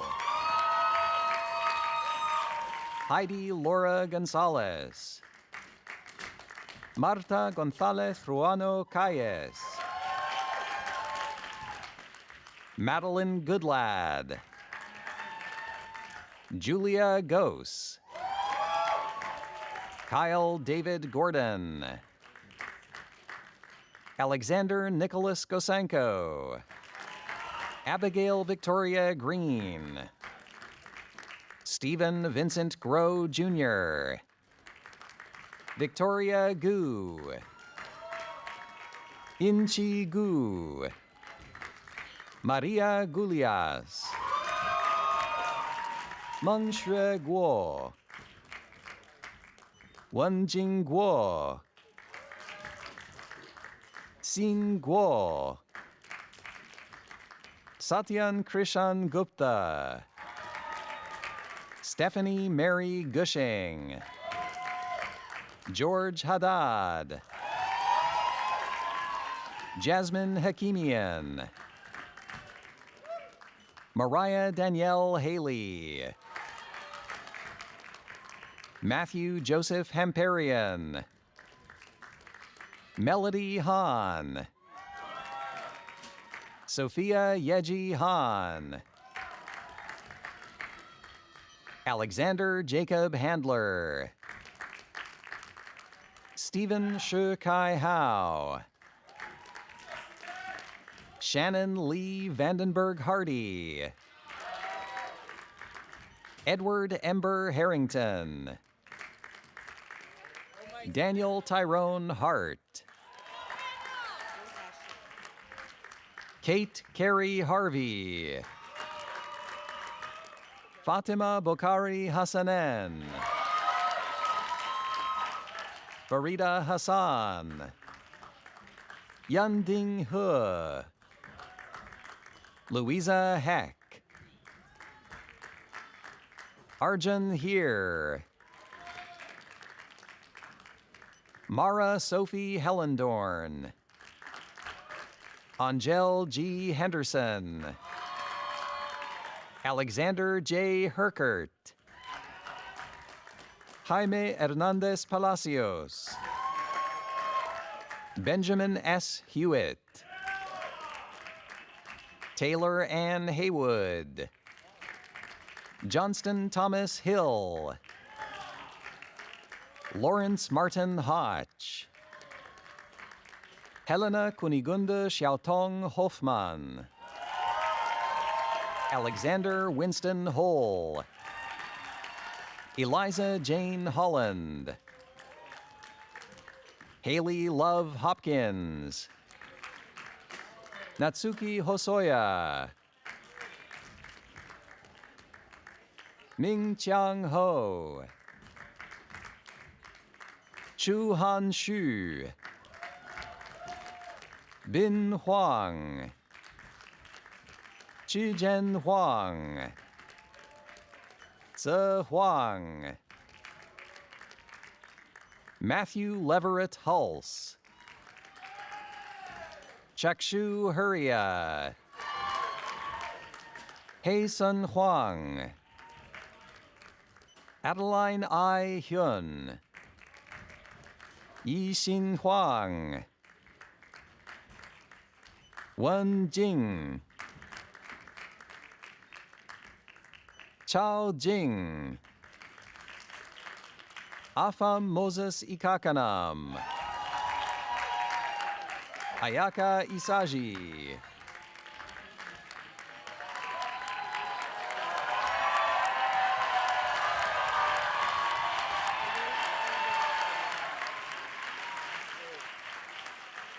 Shun Iwamitsu. Yusuke Iwasawa. Zoe Jacoby. Kayla Jahangiri. Justin Young Suk Jang. Sriram Jayakumar. Katie Janetta. Ellen Jung. Sukhyun Jung. Liang Jiang. Kinshuk Jaha. Tamar Jikia. Alexandra Ali Jimenez. Jessica Lily Jin. Victoria Aurelie Jin. Un Cho. Lutza Yobag. Chabeli Jorge Urenya. Joshua Vern Jorgensen. Karan Joseph. Noah Thomas Joseph. Veronica Na Okaiko Josiah Aya. Tara Cade. Claudia Kadzo Kahindi. Miriam Kamal. Pranav Vimal Kamnani. Miranda Sarah Rebecca Cantor. Neil Kapoor. Seth William Naoto Carpel. Yuko Kato. Emily Christiane Katz. Tamar Y. Katz. Benjamin Shemmer Katzman. Ayaka Kawa. Hiroki Kawaguchi. Nathaniel Hunter Kaslow. Aubrey L. Kelly. Jeremy D. Kelly. Thomas Kemery. Claudia Sophie Kendelbacher. Roberto Ker Cavalkench Bonamech. Kanishka Kevlani. Layla Safa Kamis. Afshin Khan. Shruti Ketan. Sahar Karamnajad. Eileen L. Kim. Swad Habibata Ina So Kabori. Mustafa Khalid. Hannah Kim. Kian Kim. Jae-hee Kim. Jae-nam Kim. Ji-woon Kim. Kyungjin Kim. Mason Ah-il Kim. Minji Kim. Stephanie So-hyung Kim. Tiffany Kim. Hayato Kitamura. Eri Kito. Noah Klein. Taishin Kobayakawa. Kana Kobayashi. Bernice Kwan. Luke B. Koke. Yana Kogan. Tong Hui Ko. Crystal Jing Kong. Andrew Kuntz. Maria Koroleva. Hiroyuki Kotaki.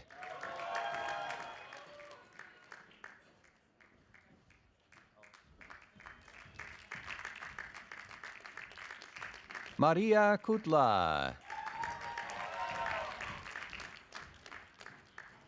Ethan Kovar. Pea Christensen. Anjali Kumar. Aaron Curvers. Philip Kwan. Sean Kwan. Sungjin Kwan. Anina Loibley. Tinghua George Lam. Savannah Ruth Lambert. Tanner Joseph Larkin. Andres Octavio Latorre. Jeannie Nee Lay. Brennan J. Lee. Claudia Sky Lee Sin. Daniel K. Lee. Jae Hyun Lee. Jamie Lee. Tai Ying Lee. Yanu Lee. Zheng Hui Shan Lee. Namdi Enkincho Wenzapu. Mara Legends. William R. Leo. Milika Leontievich Andrich.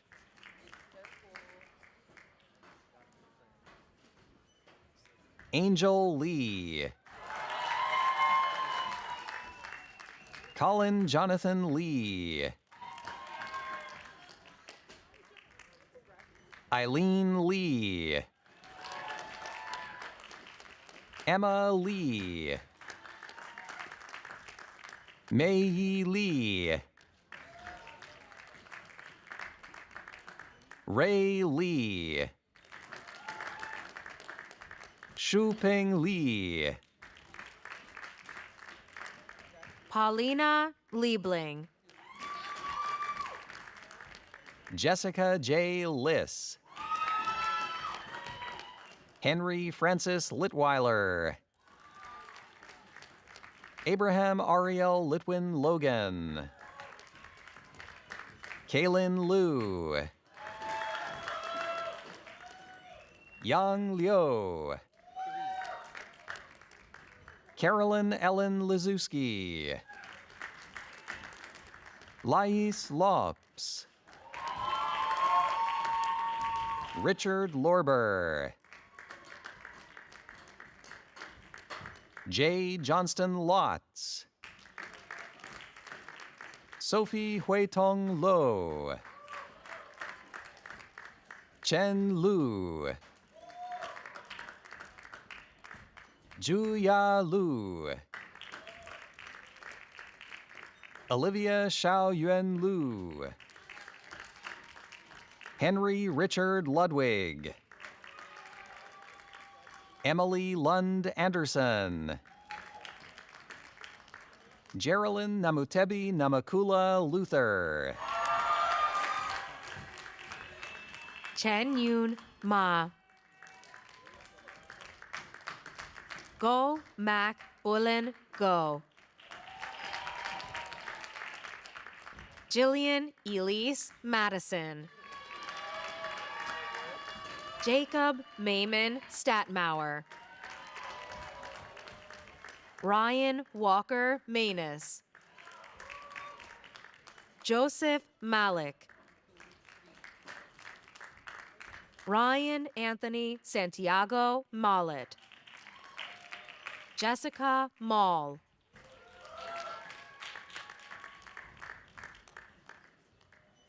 Marissa Mancini.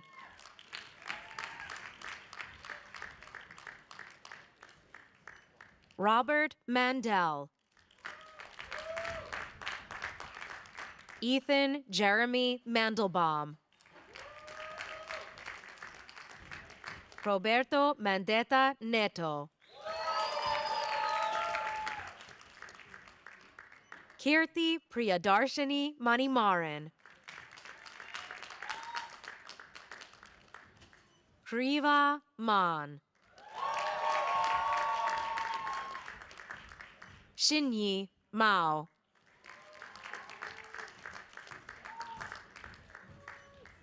Pilar Hermani Marcus. Olivia Dominique Jones Martinez. Danielle Marzagali.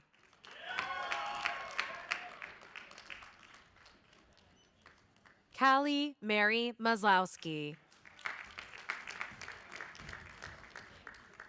Alton Matthew.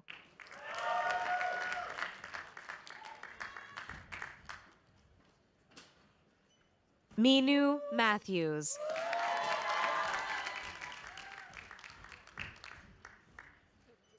Yutaka Matsuno.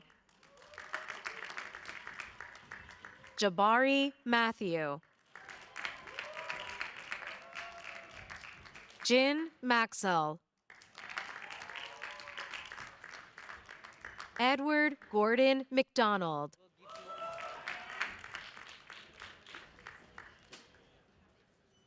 Laura McFeely.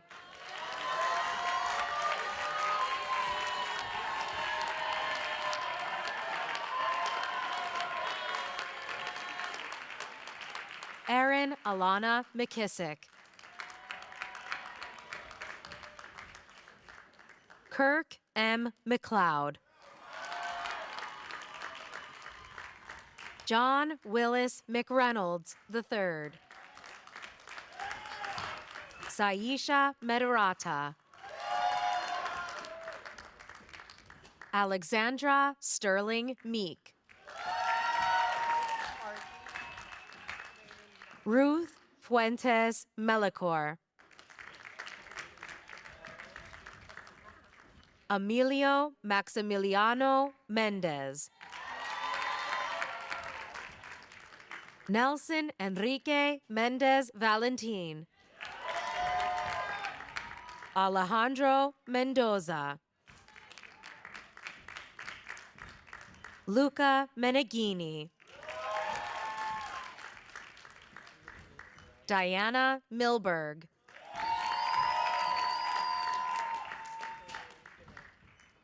Christina Elena Milborn.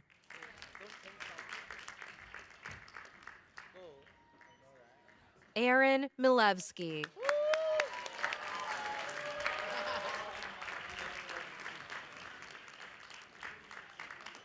Nicole Teresa Miller.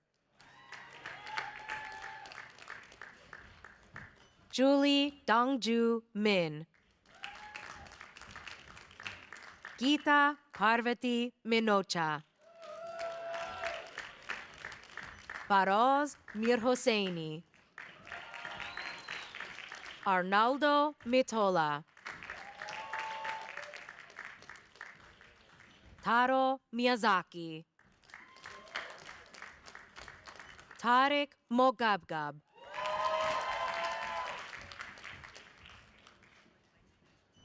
Saman Mogadam.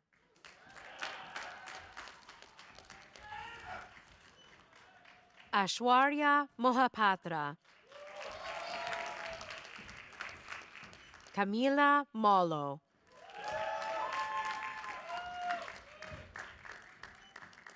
Caleb W. Monahan. Cato Matias Moore.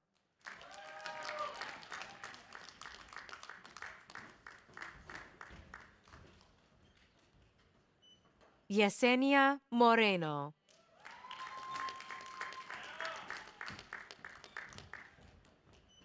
Jennifer Maria Morton. Desiree Moshady.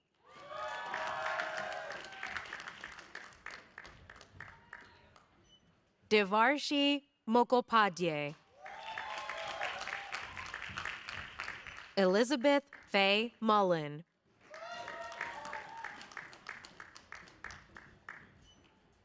Nadia Andirasari Mulya. Yuji Nakama. Jordan Noctiman.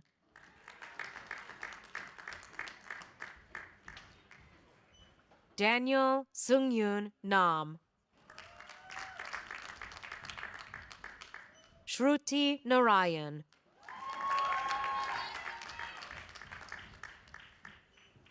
Christabel Lakwar Nar.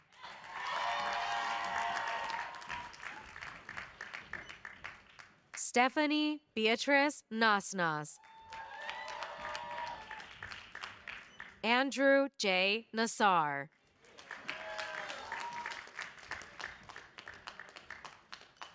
Faiz Naufaldo. Natya Navuzov.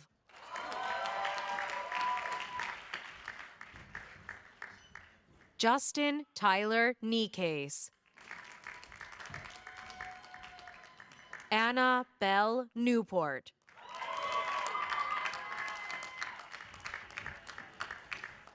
Carla Josefa Naya. Sophie Ng.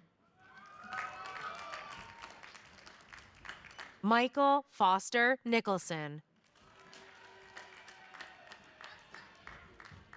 Ross Kevin Nichols. Dorothea Nicolaitis. Nima H. Nodust.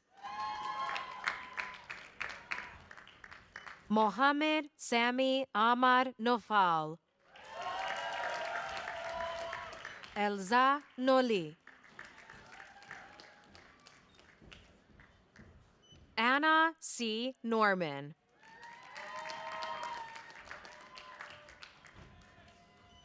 Kioma Fibe Wildike.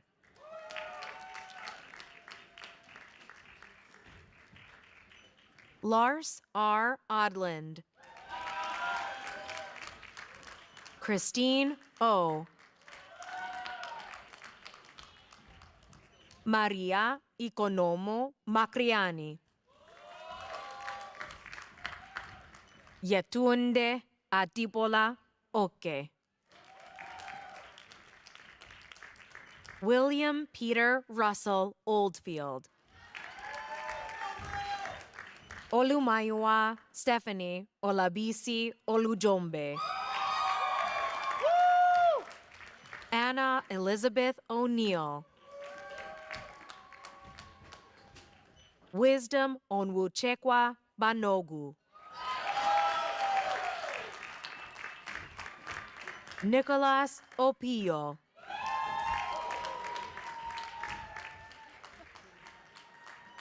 Matthew Lauren Upperman. Elizabeth Grace Osei.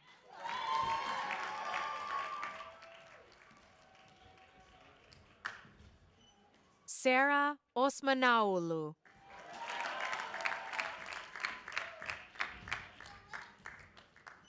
Jasmine Maria Ausef.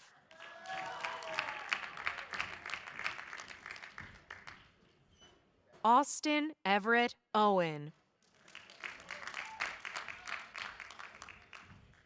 Lorenzo Paul Paganetti.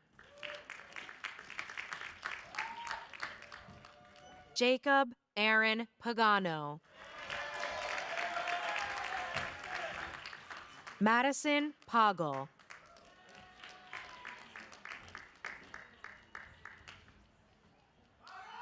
Ricardo Daniel L. Pagulayan. Tanya Pawa.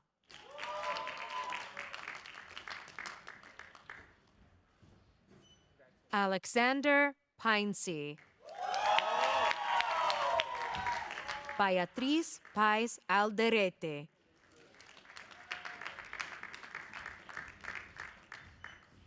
Joaquin Palma Cruzat. Caitlin Pan.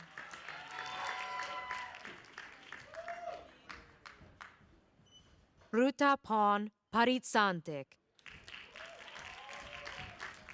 Hemin Park.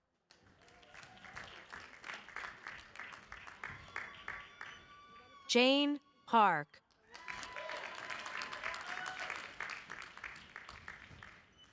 Jaeyeon Park. Alexei Pashinsky.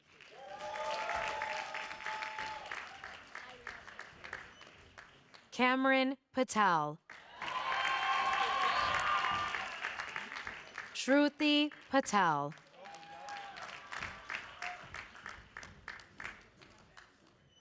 Alistair Findley Pearson. David Perdomo. Gavin Neil Pereira. Taylor Simone Perez. Monica Perez Banuit Faro. Sophie Maria Pita. Constanza Petit.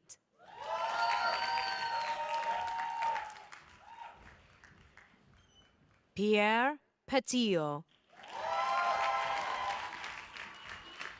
Abigail Yankin Pedakowski. Pakawadi Pianlumle. Jules Stuart Pierre.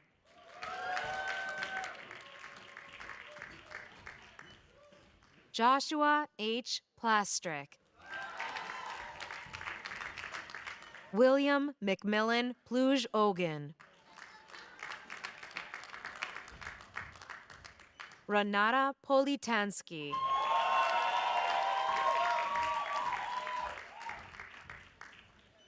William Lorem Porter. Maria Jose Posada.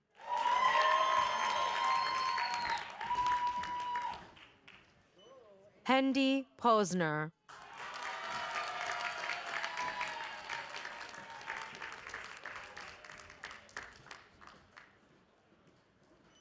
Alexander J. Podkuvaru. Shahab Hornagsband.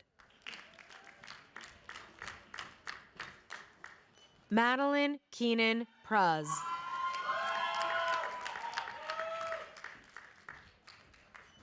Jonathan Pry.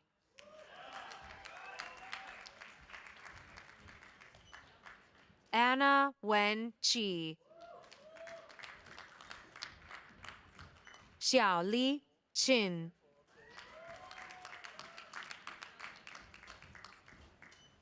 Kweki Queno Alicha.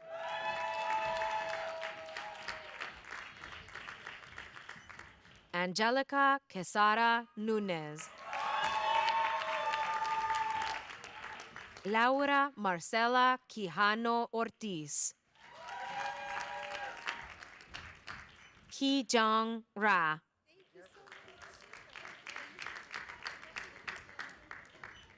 Kobe D. Rabushka. Reta Vradetic Baric.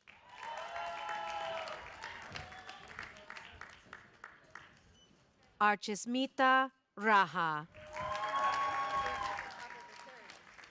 Nilofar Rahimzada. Naval K. Rame. David Oscar Ratnoff. Timo Rautayanen.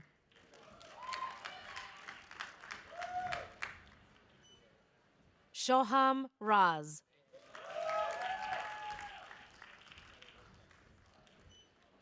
Calvin Ree.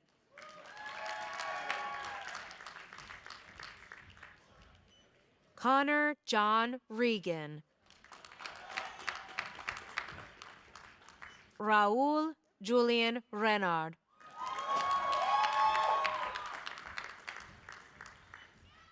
Johannes Royal.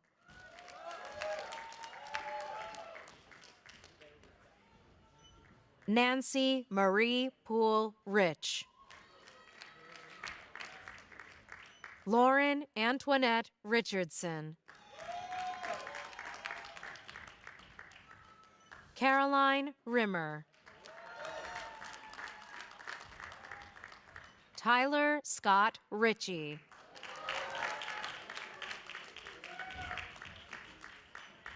Jeffrey Danelio Rivas.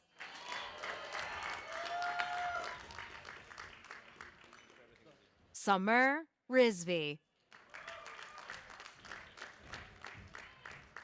Jules S. Robert. Francisco Rodriguez.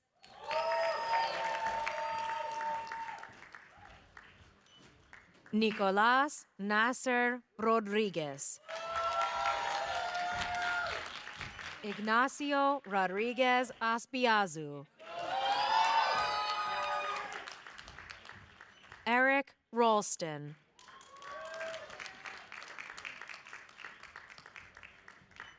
Giannina Romero Medici. Patrick Ronan. Zoe Alexa Rosen.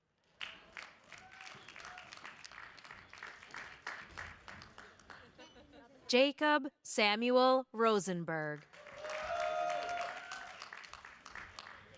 Jake Rothstein.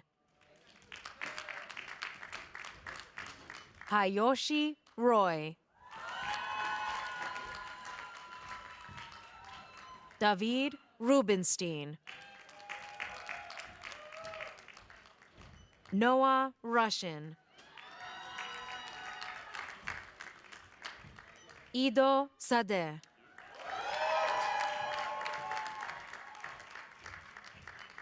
Javed Safai.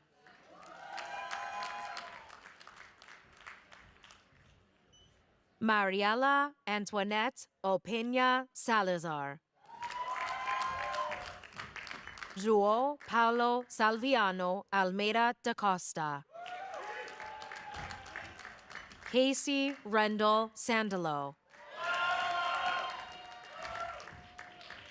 Christian Titus Sanders. Lena M. Sanka.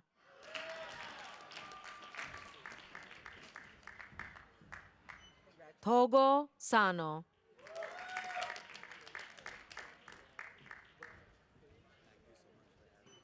Luisa Stenzel Sansevadino. Jesus Saracho Aguirre.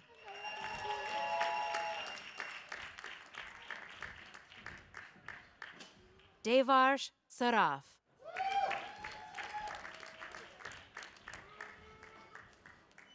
Nihara Rachel Saker. Bibi Saraf Yazdi. Akane Sata.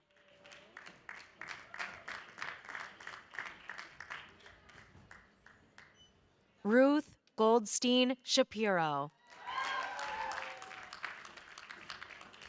Anna Tripp Scheibmeier.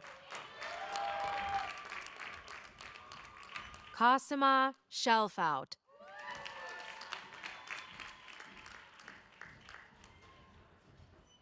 Emma Shoya.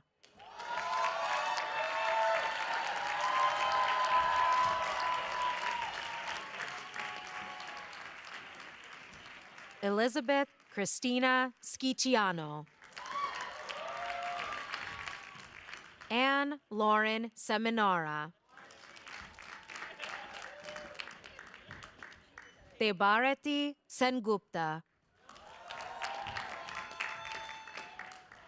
Shayna S. Servias. Dylan Joseph Shamoon. Corey Brett Shapiro. Ashia Sharda. Jian Shen. Yiming Shen. Nicholas Reed Shepard. John Loudon Sherrick. Blair Xiaxin Shi. Weijian William Shi. Yufang Shi. Benjamin Schulman. Jennifer Ann Schultz.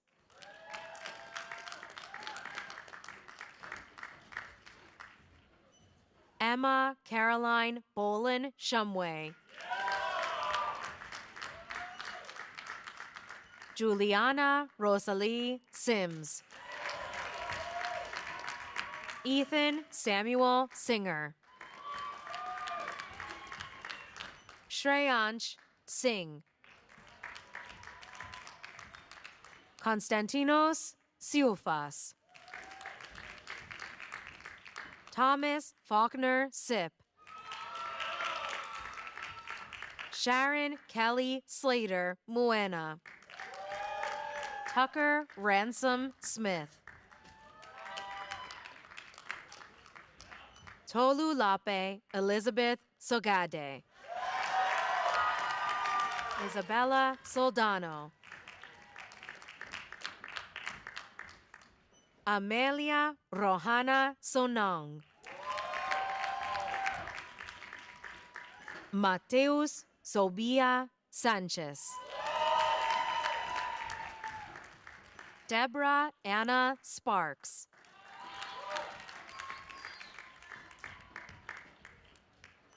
Jonathan Spielberg. Sienna Stanislaus.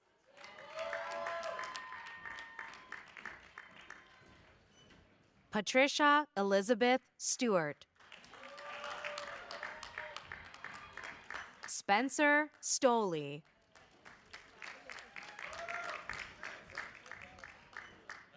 Roberto Storlazzi.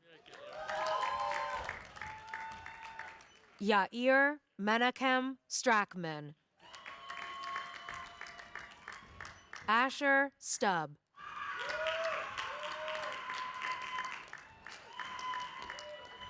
Sikander Sukara. Carlo Emanuele Sulcer.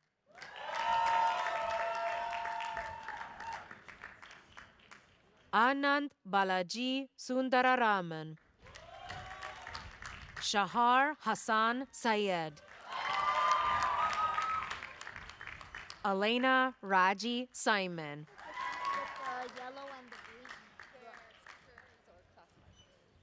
Ariella Anna Schneerer. Nahiro Takioka. Ted Tallis. Stan Peter Taloon. Samantha Tan.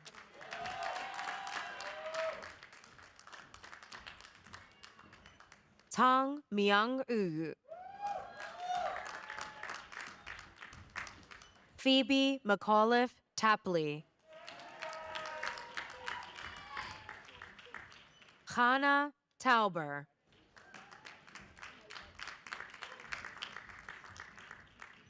Sana Tausif.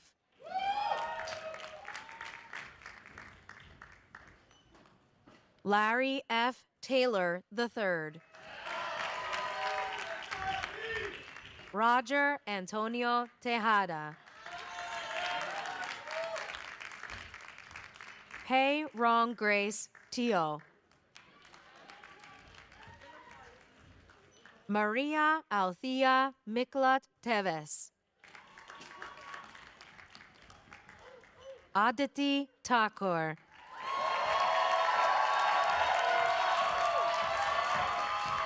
Sahana Rajeswari Thiramarase. Tia Natasha Elizabeth Thomas.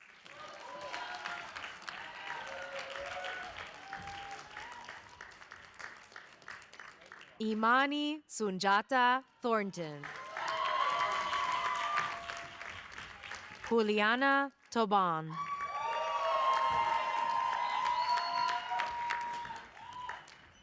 Rochisha Togare.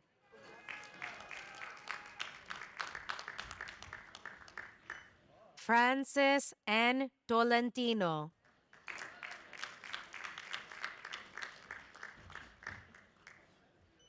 Simeon Walker Toronto. Ariel Dalier Tucker.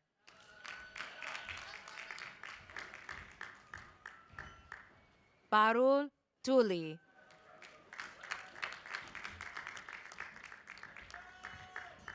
Joshua Stephen Tupler. Isaac Finley Twin.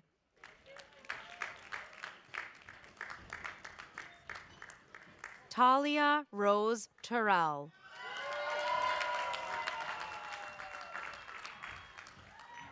Samuel Wheelbanks Ugumba.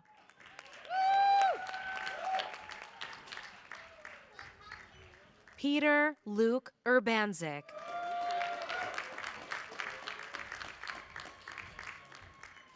Alexandra C. Vallis.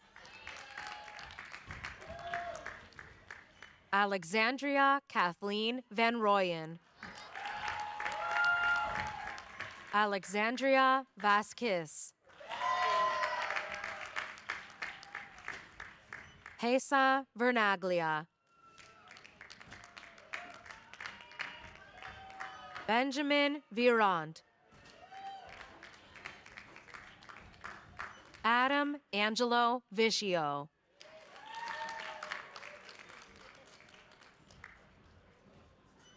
Punapa Vorapa Nyasakon.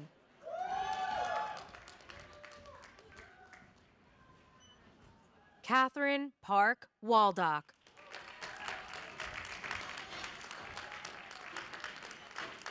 Cameron Ford Wallace.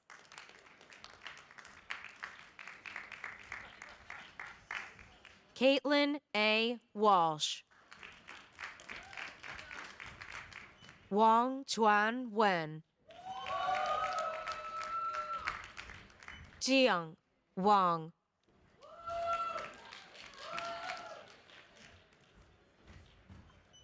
Karen Xi Wang.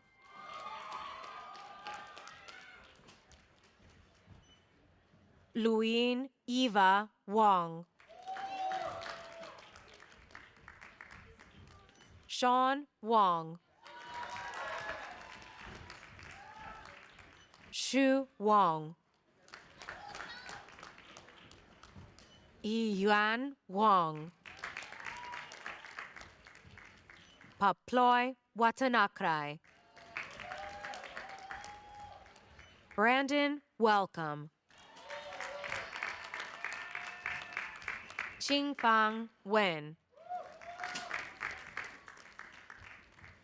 Xiechan Wen.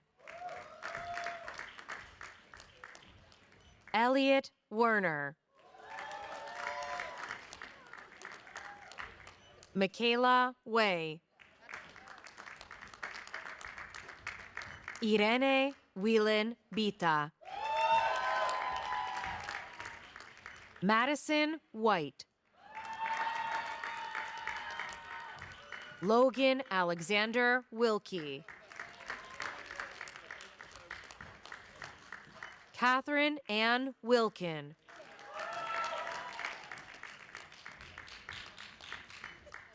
Ridgely Catherine Willard. Eric J. Williams. Alexandra Wilson.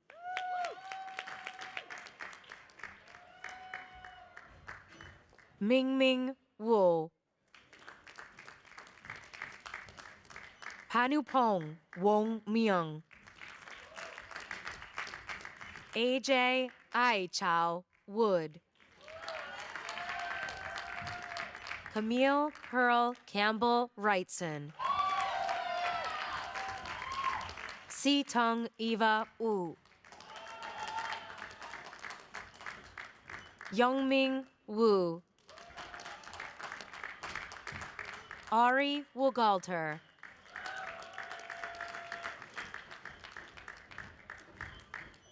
Allison Lynn Wolf. Irma Xian Xie. Yu Ting Xie. Jiandong Xu.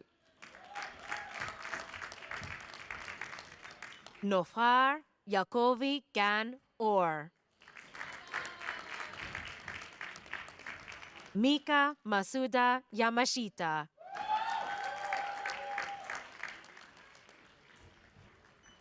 Luke David Yamula. Amanda Young.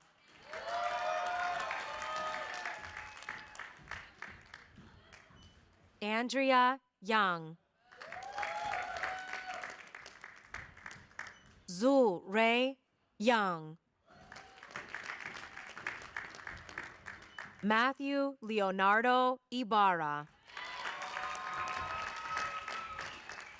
Jonathan Hungkit Yong.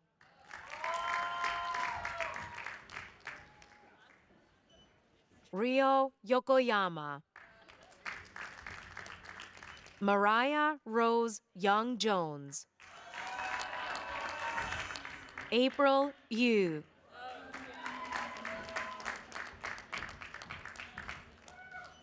Urania Sophia Yankopoulos. Dashing Yu.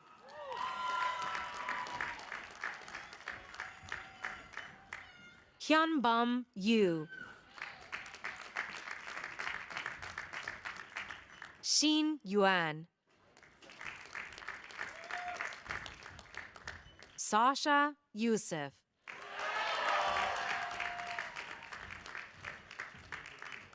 Waliola Zadran.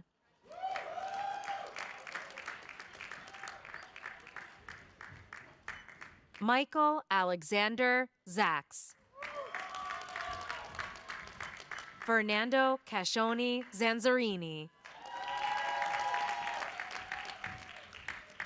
Yan Zhang.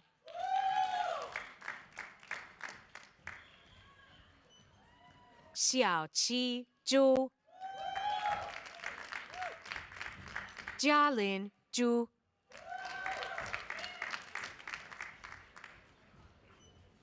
Julia Y. Zhu. Juliet Zhu.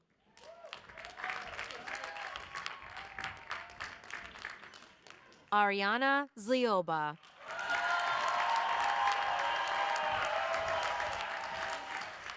Chuck Yin Lucas Lau.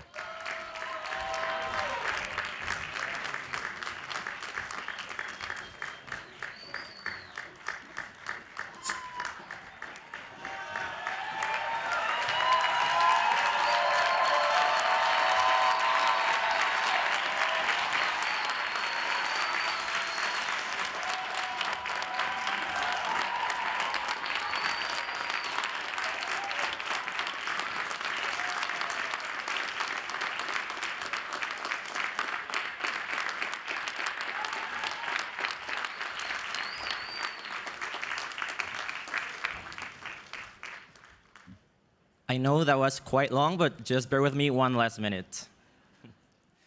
Today, we gather to celebrate a diverse group of individuals from all corners of the globe. Choosing to attend Columbia has been a life-changing decision for me. Whether by luck, coincidence, or destiny, I had the privilege of not only meeting, but also forming deep connections with people from various backgrounds who I will now proudly call my friends. Although I might not have met everyone in our class, I am certain we all have played a part in making this experience one of the most memorable and enriching chapters of each other's lives. For that, I am deeply grateful. Many of us left our homes with mixed feelings, unsure of what the future held. Now, we conclude our time at Columbia.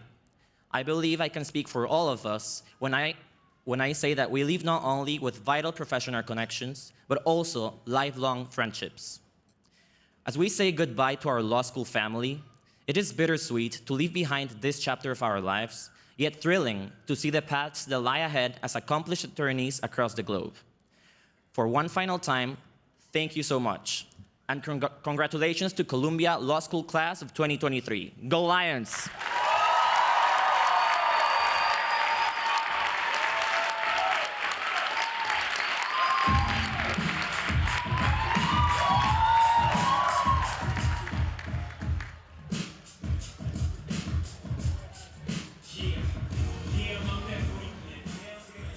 Friends and family, while the graduates head to the bleachers to get a class picture taken, we ask that you leave the seating area as promptly and as safely as possible so that we may begin the cleanup. You can meet your graduate at the reception on Ansel Plaza. Thank you.